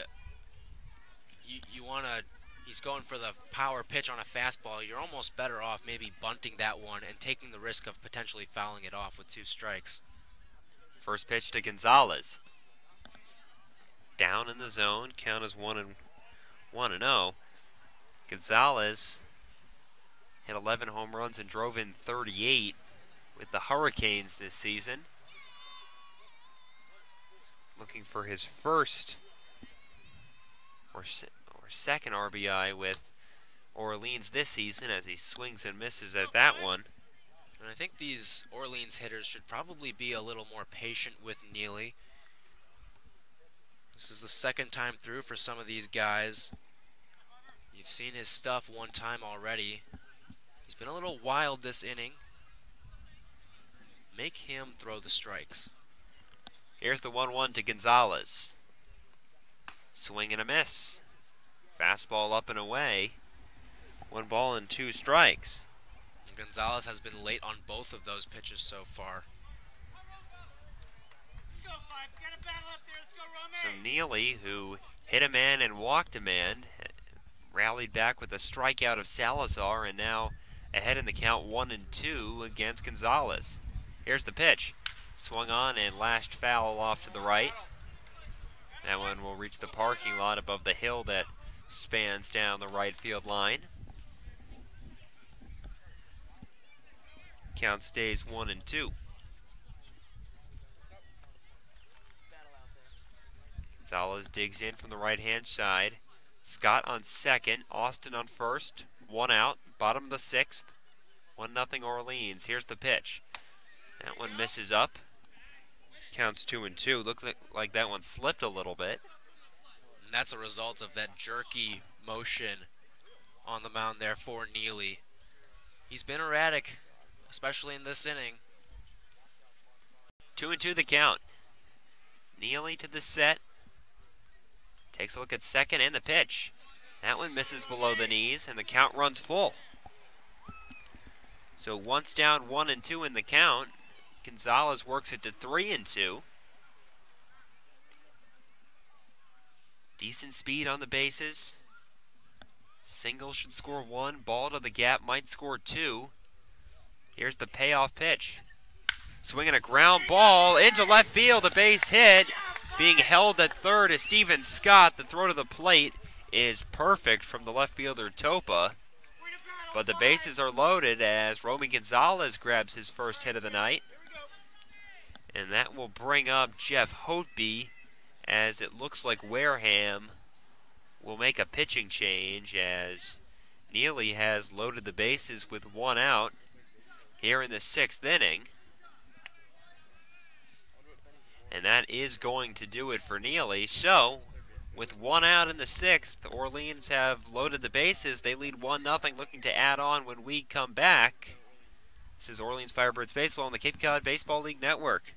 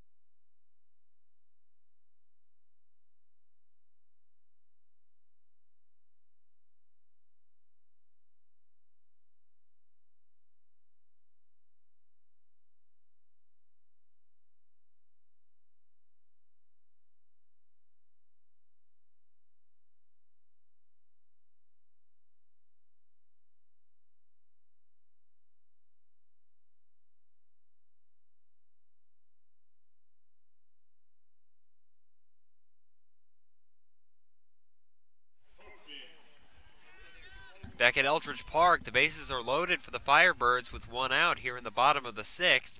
The new Wareham pitcher is Ben Olson out of Bradley.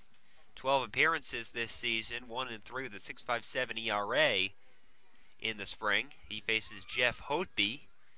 Here's the pitch, and it's over the outside corner for a strike. Now the big thing right now for the Firebirds, don't ground into a double play. We saw a killer one back in the first on Kevin Stroshine's double play. 0-1 pitch, swung on and fouled off. Out of play off to the left, and the count is 0-2. Although that's a bit of less of an issue with Jeff Hotby. He does have some of the best wheels on this Orleans team. So Neely responsible for all three runners on base. Hotby trying to tack on to the Orleans lead. Here's the 0-2 pitch from Olson. Breaking ball, got him swinging. Curveball over the outer half of the plate. Hotby swung right over the top of it. And a very strong start to his outing for Ben Olson as the top of the lineup comes up with Lars Nootbaar digging in. 2 outs, bases loaded, 1-0 Orleans here in the bottom of the sixth. Hit batsman, a walk and a single. Have the bases full of birds here. Left-handed hitter Nootbaar digs in. Here's the pitch. And that's down and away. Stopped by McIver. 1 ball, no strikes. Nootbaar on the night, 2 for 3, couple singles, 1 in the first, 1 in the third, and then he grounded out to the first baseman back in the fifth. Here's the pitch. That's a strike over the outside corner. Same pitch that Jeff Hotby saw to start his at-bat. Counts 1-1 on Nootbaar. Nootbaar's swing has been coming together. Hasn't had a problem reaching base. As we've mentioned, a team leading 8 walks. 2 hits today, another one yesterday. Here's the pitch. Swing and a miss. Might have just caught a piece of that. Counts 1-2. This has been a tough at-bat. With runners in scoring position, you got to put the bat on the ball. Orleans staring at 3 potential strikeouts in this inning. You can't have that. 1-2 the count on Nootbaar. Long looking for Olson. Now he's ready. And the lefty kicks and deals. Breaking ball misses down and in. Count evens up at 2-2 on Nootbaar. We know Nootbaar's got the eye for this situation too. He walked in a run back against Falmouth. He's worked back from 1-2 before. Bases loaded, 2 outs. Here's the 2-2.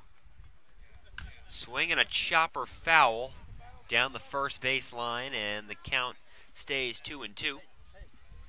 Now Steven Scott on third. He was hit by a pitch, hit by an 0-2 pitch by Neely. Cole Austin on second, he drew a walk. And Romy Gonzalez on first, he singled through the hole into left field. Neely responsible for all the runners. Nootbaar at the plate, 2-2 the count. 2 outs, Orleans leads 1-0 here in the sixth. Olson delivers. Strike 3 call of the outside corner, got him with a breaking ball, and Wareham again escapes trouble. So 2/3 of the way through this one, Firebirds 1, Gatemen 0. This is Orleans Firebirds Baseball on the Cape Cod Baseball League Network.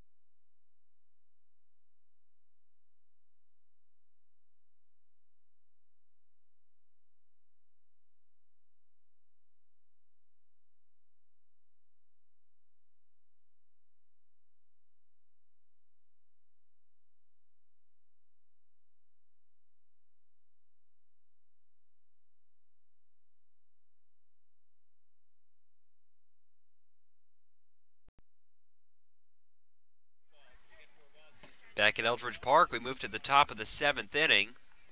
Wareham sending their 3, 4, and 5 hitters to the plate. McIver, Bonfield, and Topa. Orleans leaves the bases loaded in the bottom of the 6th. Had 1 out, but back-to-back strikeouts, courtesy of the second Wareham reliever, Ben Olson, keep the Gatemen deficit at 1. So here's McIver to face Parker Kelly, who delivers a breaking ball in for a strike. 0-1 the count. A 1-2-3 6th inning for Kelly in his first appearance in a Firebirds uniform. Had a couple strikeouts. The lefty looks in. Here's the pitch. And that misses off the inner half. 1-1. The Orleans pitching staff has been great again. But the offense has only given them 1 run, so no wiggle room at all. Here's the 1-1. It's taken low. 2 balls and 1 strike.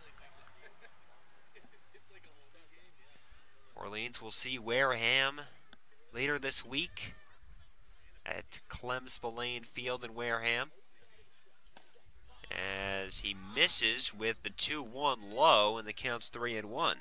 That game coming up on Friday. Not quite sure where that last pitch missed. We've seen that one called a strike, especially on a fastball. Looked pretty good from here. 3-1. McIver chops one to third, and this is going to be a tough play for Austin, who just puts it in his back pocket. It's an infield hit for McIver, and Wareham have put the leadoff man on. Not much Austin can do about that. It was a good pitch on 3-1 by Kelly, just a tapper, kind of a swinging bunt to third base, and Austin wisely doesn't throw over. But it is a base runner for the Gatemen. McIver reaches for the second time, and that'll bring up Luke Bonfield. He's 0 for 1 with a walk. Decent-sized lead over at first base. Here's the pitch, and that one's over the outside corner for a strike. Going to that last play, Austin's only play at it was to barehand, and he decided to go with the glove. No chance. Would have had to throw it in one motion. Probably the smart play. You don't want that ball getting out of play on an errant throw. Put a guy on second. Time is called by Salazar as he goes out to talk to Kelly briefly. Especially with the guys you've got coming up, 4, 5, 6. You can put a runner in scoring position right out of the gate. Smart baseball right there. Here's the pitch. Pitch out, and nothing doing over at first base. Count evens up at 1-1. So now we know what the meeting was about. 1 ball and 1 strike on Luke Bonfield, out of Arkansas, looking for his first hit of the season. He's 0 for 10. Kelly delivers. Breaking ball, high pop fly, left center field. Heron moves over. He's got it sized up for the second out of the inning, for the first out of the inning. So that will bring up John Topa out of UConn. Walk and grounded into an inning-ending fielder's choice. That came back in the 4th inning. 2 finals today in the Cape League. Bourne beats Kituitt 5-4. Brewster and YD tie 7-7. Game called due to darkness. No lights over in South Yarmouth. Here's the pitch to Topa, and moving over and blocking that was Salazar. 1-0 the count. Runner holds at first base in McIver. Again, McIver leads Wareham in stolen bases. He's got 4 of them over the first 6.5 games for the Gatemen. Kelly ready. Here's the pitch. That misses outside. 2-0. Salazar keeping an extra eye on McIver over at first. He knows him well. They've played against each other in the Pac-12. McIver from Washington, Salazar at Arizona. So a little advanced scouting report, some extra intel. 2-0, fouled off. 2-1 the count. 2 other games currently in progress in the Cape League. Falmouth with a 4-2 lead in Harwich. That's in the top of the 8th. Hyannis up 5-1 in Chatham. They're in the bottom of the 7th. Chatham right now in first place in the East, 4-1. 4 wins give them 8 points, as a quick throw over to first has McIver dive back in. So Orleans, if they were to hold on and win this game, would be tied with Wareham and possibly Falmouth for the worst record in the Cape League, instead of holding that all on their own as the pitch is fouled off. Counts 2-2. Again, Orleans have Bourne tomorrow away. First pitch at 6 p.m. and then a rivalry matchup against Chatham, the first of 6 regular season matchups with the Anglers. On Thursday at home, first pitch at 7. Here's the pitch, bluff at first, and missing barely was Parker Kelly. I couldn't tell where he missed. That was a breaking ball too, so that ball moving away, you'd think that when it crossed the plate, probably in the zone. But Topa getting the benefit of the doubt on a couple pitches this at-bat. Full count, here's the payoff pitch. Runner holds as Topa fouls it back and out of play. So we'll do it again. Game slowing down a little bit as we reach the later innings. Pressure intensifies. Every out means more.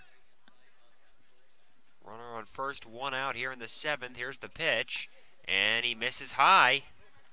So Topa wins the battle. A nice 7-pitch at bat for him, and he's aboard with 1 out. Up to second goes McIver, and here is Blake Sable out of USC, as we'll get a conference on the mound. And I think McIver really getting into the head of Kelly on that attempted, or not attempted, but a couple bluff steals over at first base. With the threat in your mind that you could have had a guy on second with 1 or no outs in a 1-0 game, these high leverage situations, I think that was messing with Kelly's head a little bit. Needs to sharpen up now with 2 aboard. Couple Firebirds, future Firebird teammates in action tonight with the Louisville Cardinals, who are currently playing in the College World Series. They trail 4-0 in the winner's bracket against Florida. Devin Mann, the second baseman, and Riley Thompson, the pitcher. Here's the first pitch, and a ground ball back to the pitcher. To second for 1 goes Kelly. Hopey to first, and it's a double play off the bat of Blake Sable, and Parker Kelly gets out of it with 1 pitch. So through 6.5, time to stretch here at Eldridge Park. 1-0 Firebirds on the Cape Cod Baseball League Network.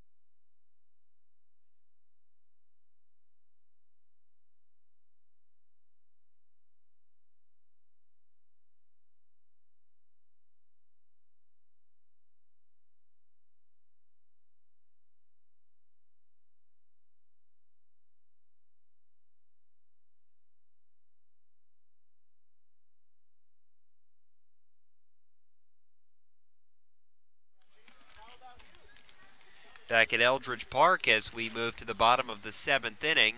1-0 Orleans. Jimmy Herron, Brandon Riley, Kevin Stroshine due up to face Ben Olson, who got the job done in the bottom of the 6th, came in with the bases loaded, and struck out Jeff Hotby and Lars Nootbaar to bail out Wareham. and Will Neely, but Neely still in line for the loss. He's given up the only run in tonight's game on a Brandon Riley single. Here's the pitch showing bunt is Heron as he takes it down and in. Baird was playing almost on the grass down at third. Jimmy Heron, not a guy you'd expect to bunt, but he does have a lot of speed. Plays center field, so he gets a good jump on the ball. Here's the 1-0. Swung on and ripped into left field, but coming on and making a routine play is Topa for the first out of the inning. That'll bring up Brandon Riley, who once again had an RBI single back in the fifth, responsible for the only run Orleans have scored tonight. Only run either team has scored tonight. He is 2 for 3 overall. And swinging a better bat recently. Had a hit in last night's contest as well. Has the only triple for the Firebirds this season. Here's the pitch, and he checked his swing on a ball that missed low. 1 ball and no strikes. He came in hitting at 217, though he'll see that average jump by the end of tonight's game. The 1-0 from the lefty.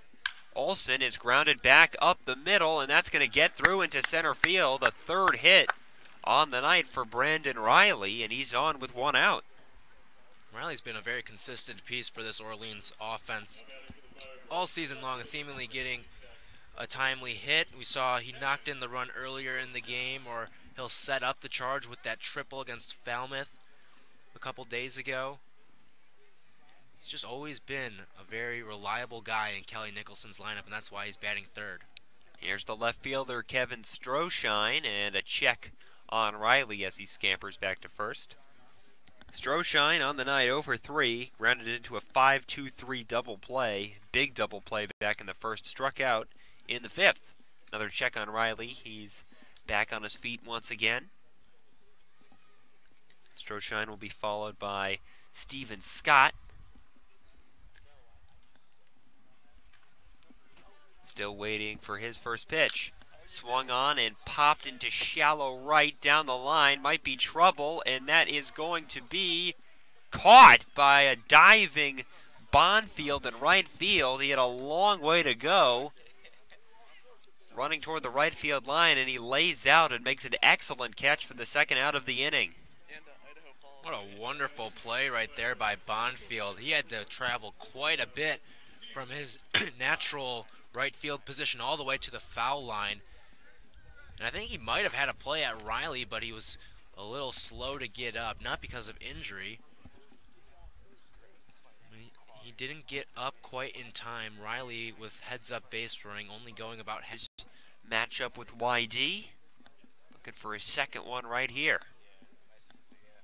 1-0 Orleans here in the seventh. Swing and a miss at a breaking ball down and away. 0-2 the count. 2 outs in the frame. Looks like Parker Kelly will be returning for Orleans after his first 2 innings of work for the Firebirds. Here's the pitch. That misses off the outer half. 1-2 the count. Cole Austin would hit if Scott can find a way on base. Wind has died down for the most part. Still gusting a little bit out toward right field. Runner goes, swing and a miss at a ball in the dirt. Scott heads down to first base. The throw beats him by plenty, and that will end the inning. So through 7, 1-0 Orleans. Hanging on to that RBI single by Riley back in the 5th inning. We'll be back in a moment. 1-0 Orleans on the Cape Cod Baseball League Network.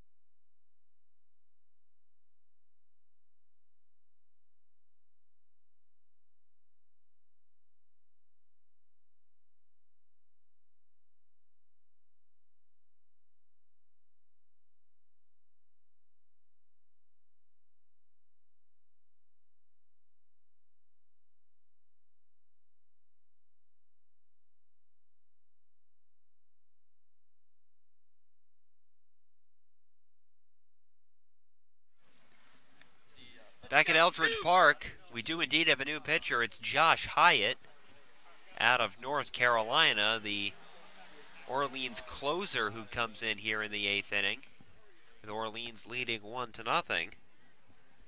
He'll face Nate Fosnacht, Robbie Metz, and Ben Baird here in the top of the 8th as Fosnacht digs in. 1 for 2, singled in the 3rd, grounded out in the 5th. First pitch from Hyatt. Hyatt making his 2nd appearance of the season. Has thrown an inning thus far, walked 1, struck out 2. Here's the pitch. Yes, sir. And holding up was Fosnacht, but it's over the outside corner.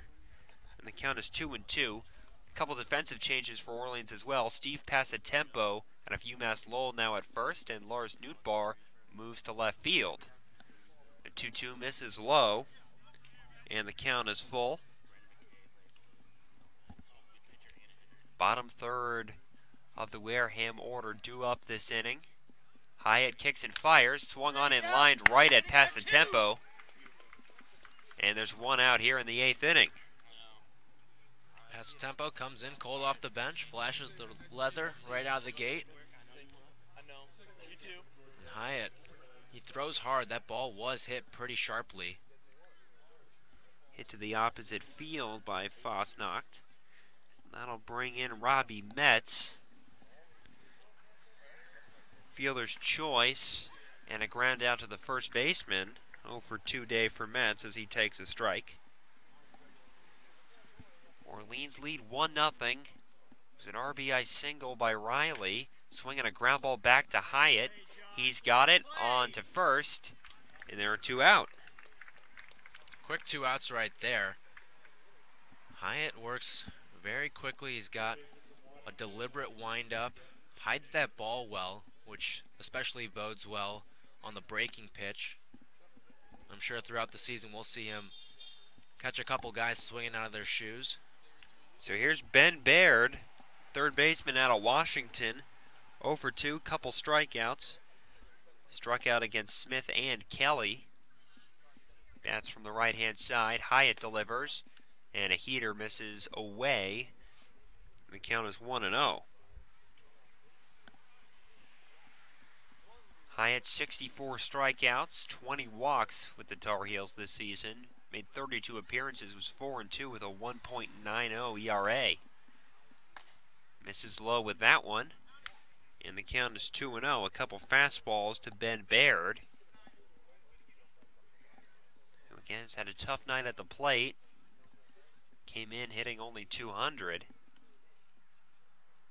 Here's the pitch from Hyatt. Swing and a miss. Swung at ball 3, a fastball down in the zone. 2 balls and 1 strike on the Wareham third baseman as Hyatt, looking to work quickly, is already back on the rubber. He waits for Baird to dig in. Now they're all ready. And the pitch. Thought about it, but took a strike over the outside corner. And a strike away now is Hyatt. The right-hander looks in again as Baird digs back in. Hyatt, sophomore from Charlotte, North Carolina, and now time called by Baird as he steps out and takes a couple swings. Top of the order on deck in Brandon Lockridge. He hasn't had any luck tonight, 0 for 3. Here's the 2-2, swing and a miss, struck him out. First strikeout of the night for Josh Hyatt, his 3rd of the season, as he sets down the Gatemen 1-2-3 here in the 8th through 7.5.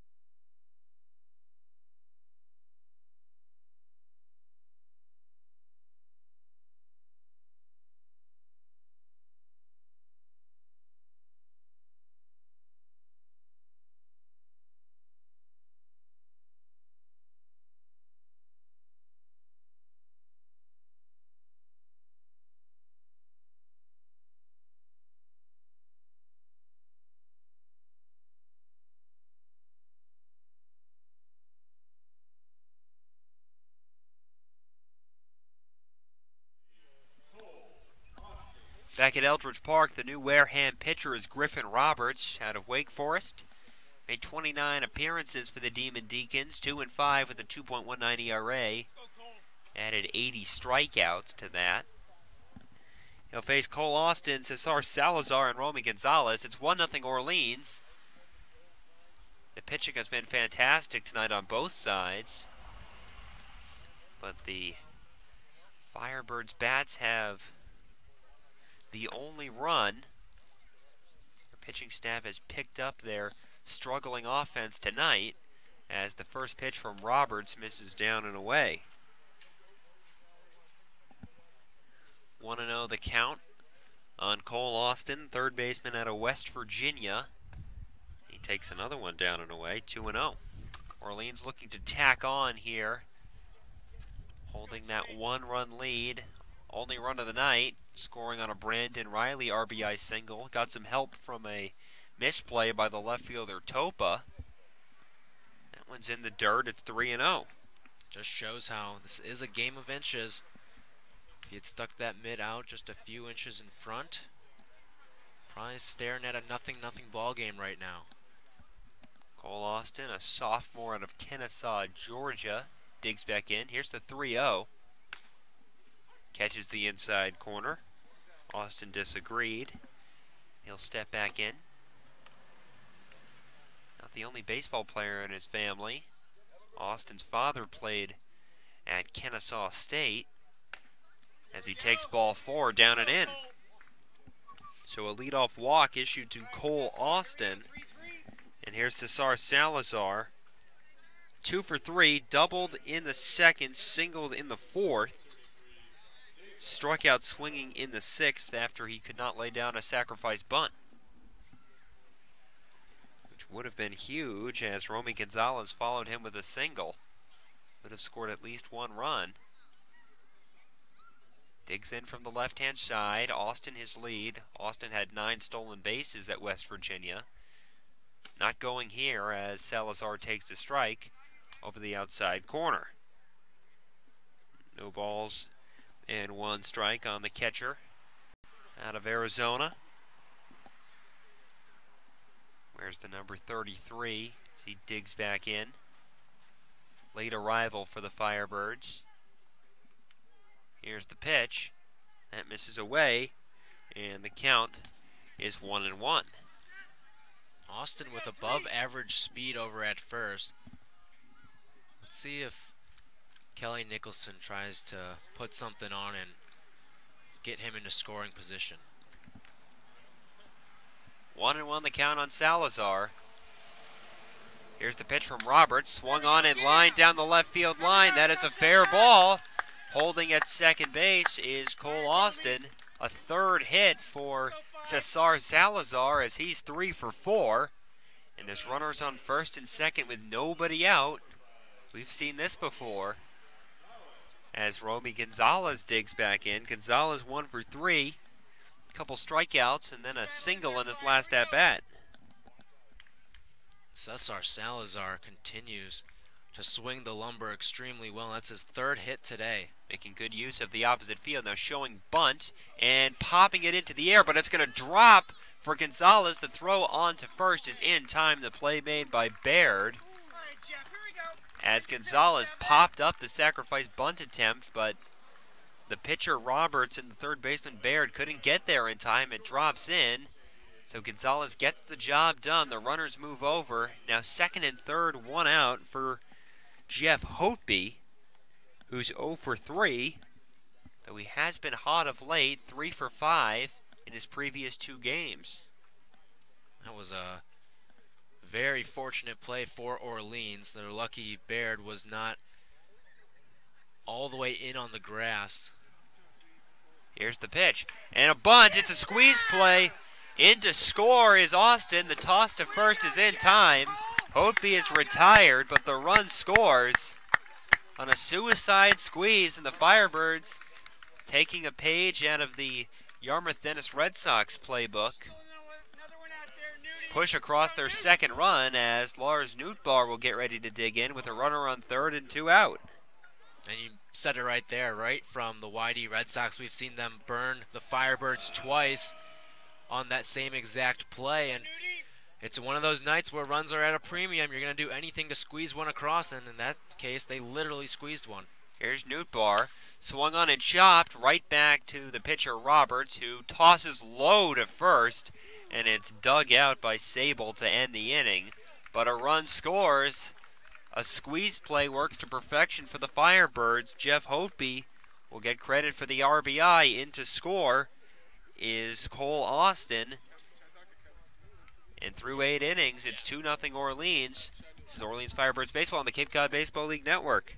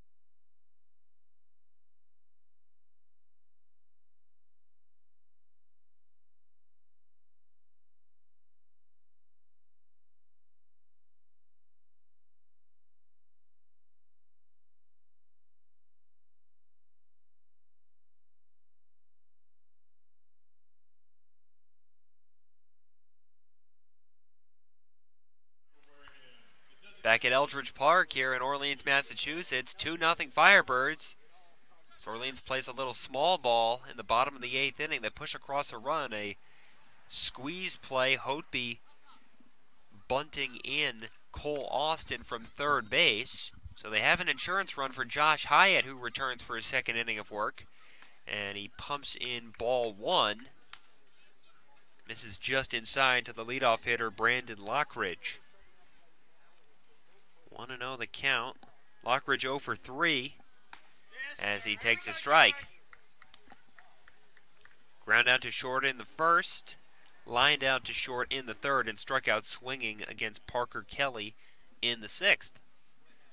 3 Orleans pitchers on the night combined to throw a shutout thus far as the breaking ball misses down and away. We've seen those insurance runs for YD be huge in the past. Certainly helps for the Firebirds here. The 2-1 is grounded up the middle, moving over is Hotby. He's got it on to first for the out. Not hit very hard, so plenty of time for Hotby to get over there. Fielded it a couple feet in front of the second base bag and throws on to first for the first out of the 9th inning. So 4 men faced for Josh Hyatt and 4 men retired. And that'll bring up Tanner Dodson, the center fielder from Cal, who's 0 for 3. Very slick play there by Hotby, all in one motion.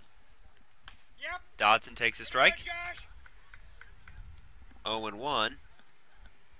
Dodson a couple ground outs and a fly out. Batting .200 on the season, 2 for 10.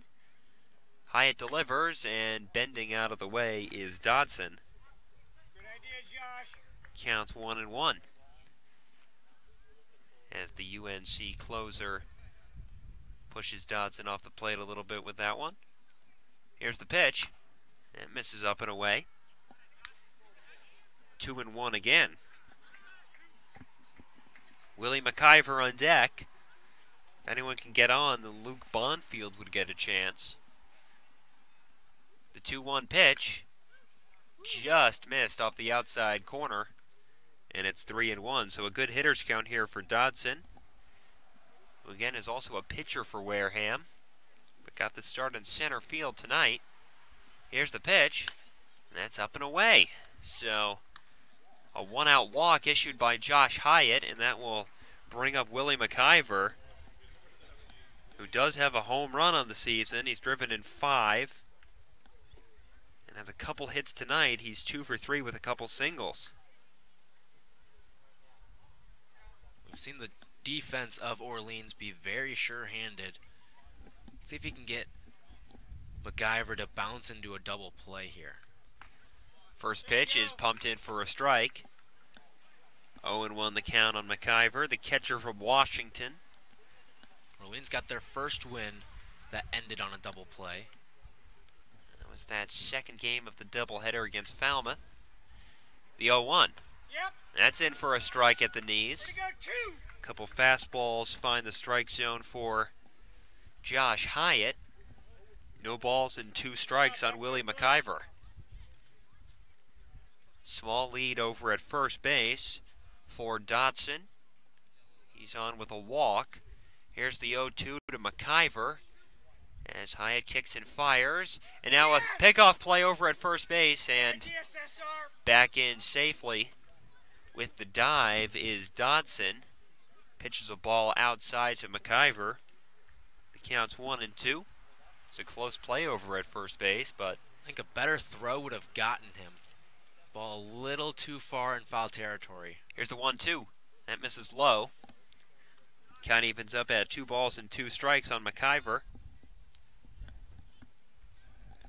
Looking for his 3rd hit of the night. Infielders ready. Here's the pitch. Swung on and looped over the head of Passatempo. A fair ball. It kicks into foul territory. Holding at second base is Dodson. It's a blooped, broken bat single off the bat of Willie McIver, who's 3 for 4 now.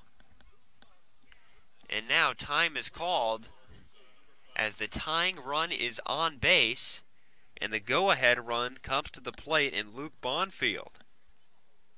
So a tough luck single from Josh Hyatt's point of view as McIver is aboard, and here's Bonfield, who is 0 for 11 to start the season. What a big time for him to possibly break out here. Hyatt delivers in the dirt, blocked by Salazar. Let's go, 2. Crucial block there. So the runner on second means nothing for Orleans, but the tying run is on first. The go-ahead run at the plate. 1 out in the 9th. 2-0 Orleans. Here's the pitch. Yep. Over the outside corner.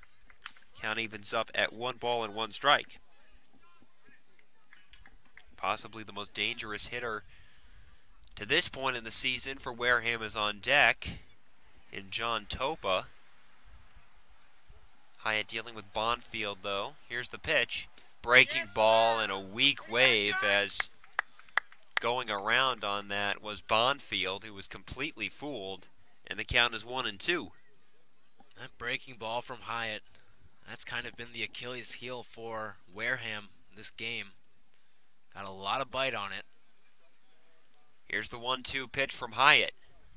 Another breaking ball misses just off the inside corner. 2-2. Don't think that one got the same amount of bite as Hyatt was hoping for. Almost hit Bonfield. Dodson on second, he walked. McIver reached with a bloop single, he's on first. 2-2 pitch. Swung on and foul tipped into the catcher's mitt for strike 3. Second strikeout of the night for Josh Hyatt, and there's 2 outs here in the 9th inning. Big strikeout right there, and a great defensive play by Salazar to keep that one in the mitt. Bonfield got a decent chunk off of that one for one that goes straight back. Salazar able to secure it. So here's John Topa, left fielder from UConn. He digs in from the right-hand side. Here's the pitch, and it misses off the inside corner. 1-0 the count, just missed. Topa on the night, 0 for 1. Drew a couple walks, also grounded into a fielder's choice. 8 for 19 on the season. Hyatt kicks and fires, and he catches the top of the strike zone with a fastball at the letters. Count evens up at 1 ball and 1 strike. Gonzalez is giving a lot of room over on that right side of the infield. Even though he is holding on the runner on second, Dodson, he's not moving very far over after the pitch is delivered. Here's the 1-1 from Hyatt. Topa takes it away, and the count's 2-1. That strike, kind of a hesitant call from the home plate umpire. And he got a questioning glance from Topa, who looked back. The high strike has the count at 2-1. Hyatt ready. Kicks and fires. That misses away. 3-1. This is the guy you want to throw strikes to. Potential last batter of the game. Blake Sable is on deck. 3-1 the count, 2-1 Orleans, 2 outs, top of the 9th, and time is called and granted. Topa asks for a minute as he steps out to gather himself. Good hitters count here, 3 balls and 1 strike. Back in the box, Hyatt ready, he delivers, swung on and grounded foul wide of first, a late swing on a fastball. As Topa takes a walk and shakes his head. The count is full. 2 outs, 9th inning. 2-0 Orleans. Josh Hyatt a strike away from sealing Orleans' 2nd win of the season. The payoff pitch, runners go, swing and a miss, and that's it. Got him with a high fastball. Josh Hyatt grabs his 3rd strikeout of the night, and that'll do it. So the Orleans Firebirds again struggle offensively, but 2 runs is enough. They blank the Wareham Gatemen 2-0 for their 2nd win of the season. They improve to 2-5 as Wareham drops to 2-5. We're going to take a quick break. We'll be back with totals and post-game coverage. This is Orleans Firebirds Baseball on the Cape Cod Baseball League Network.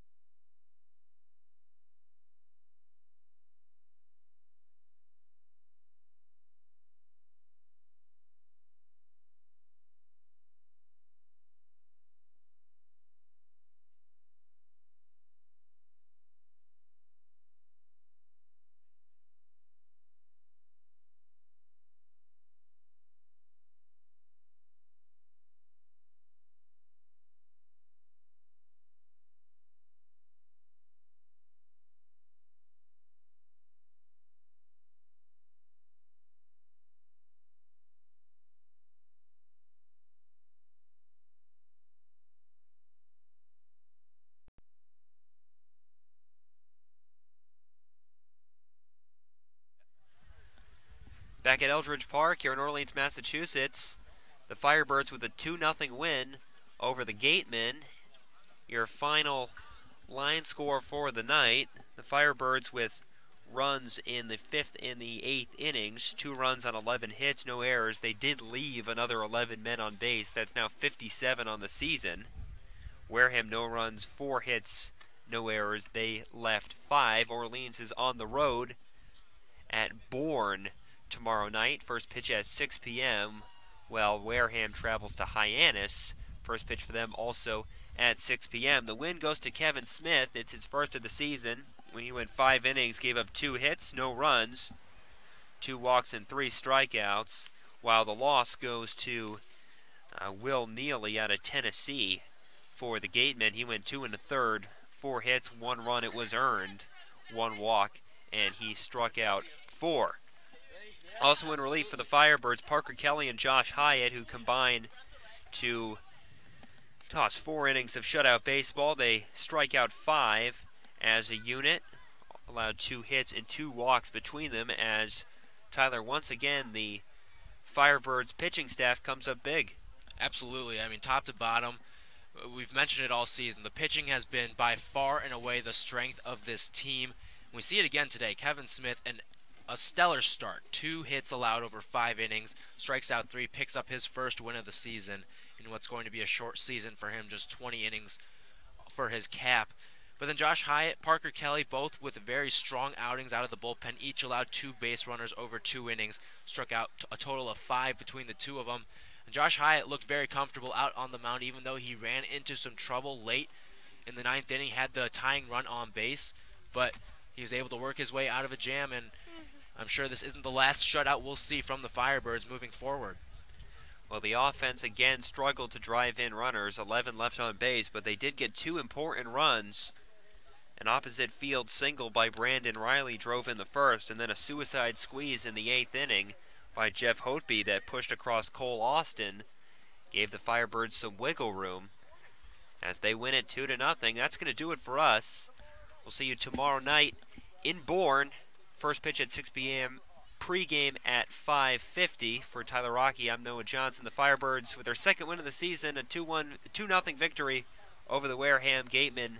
This has been Orleans Firebirds Baseball on the Cape Cod Baseball League Network.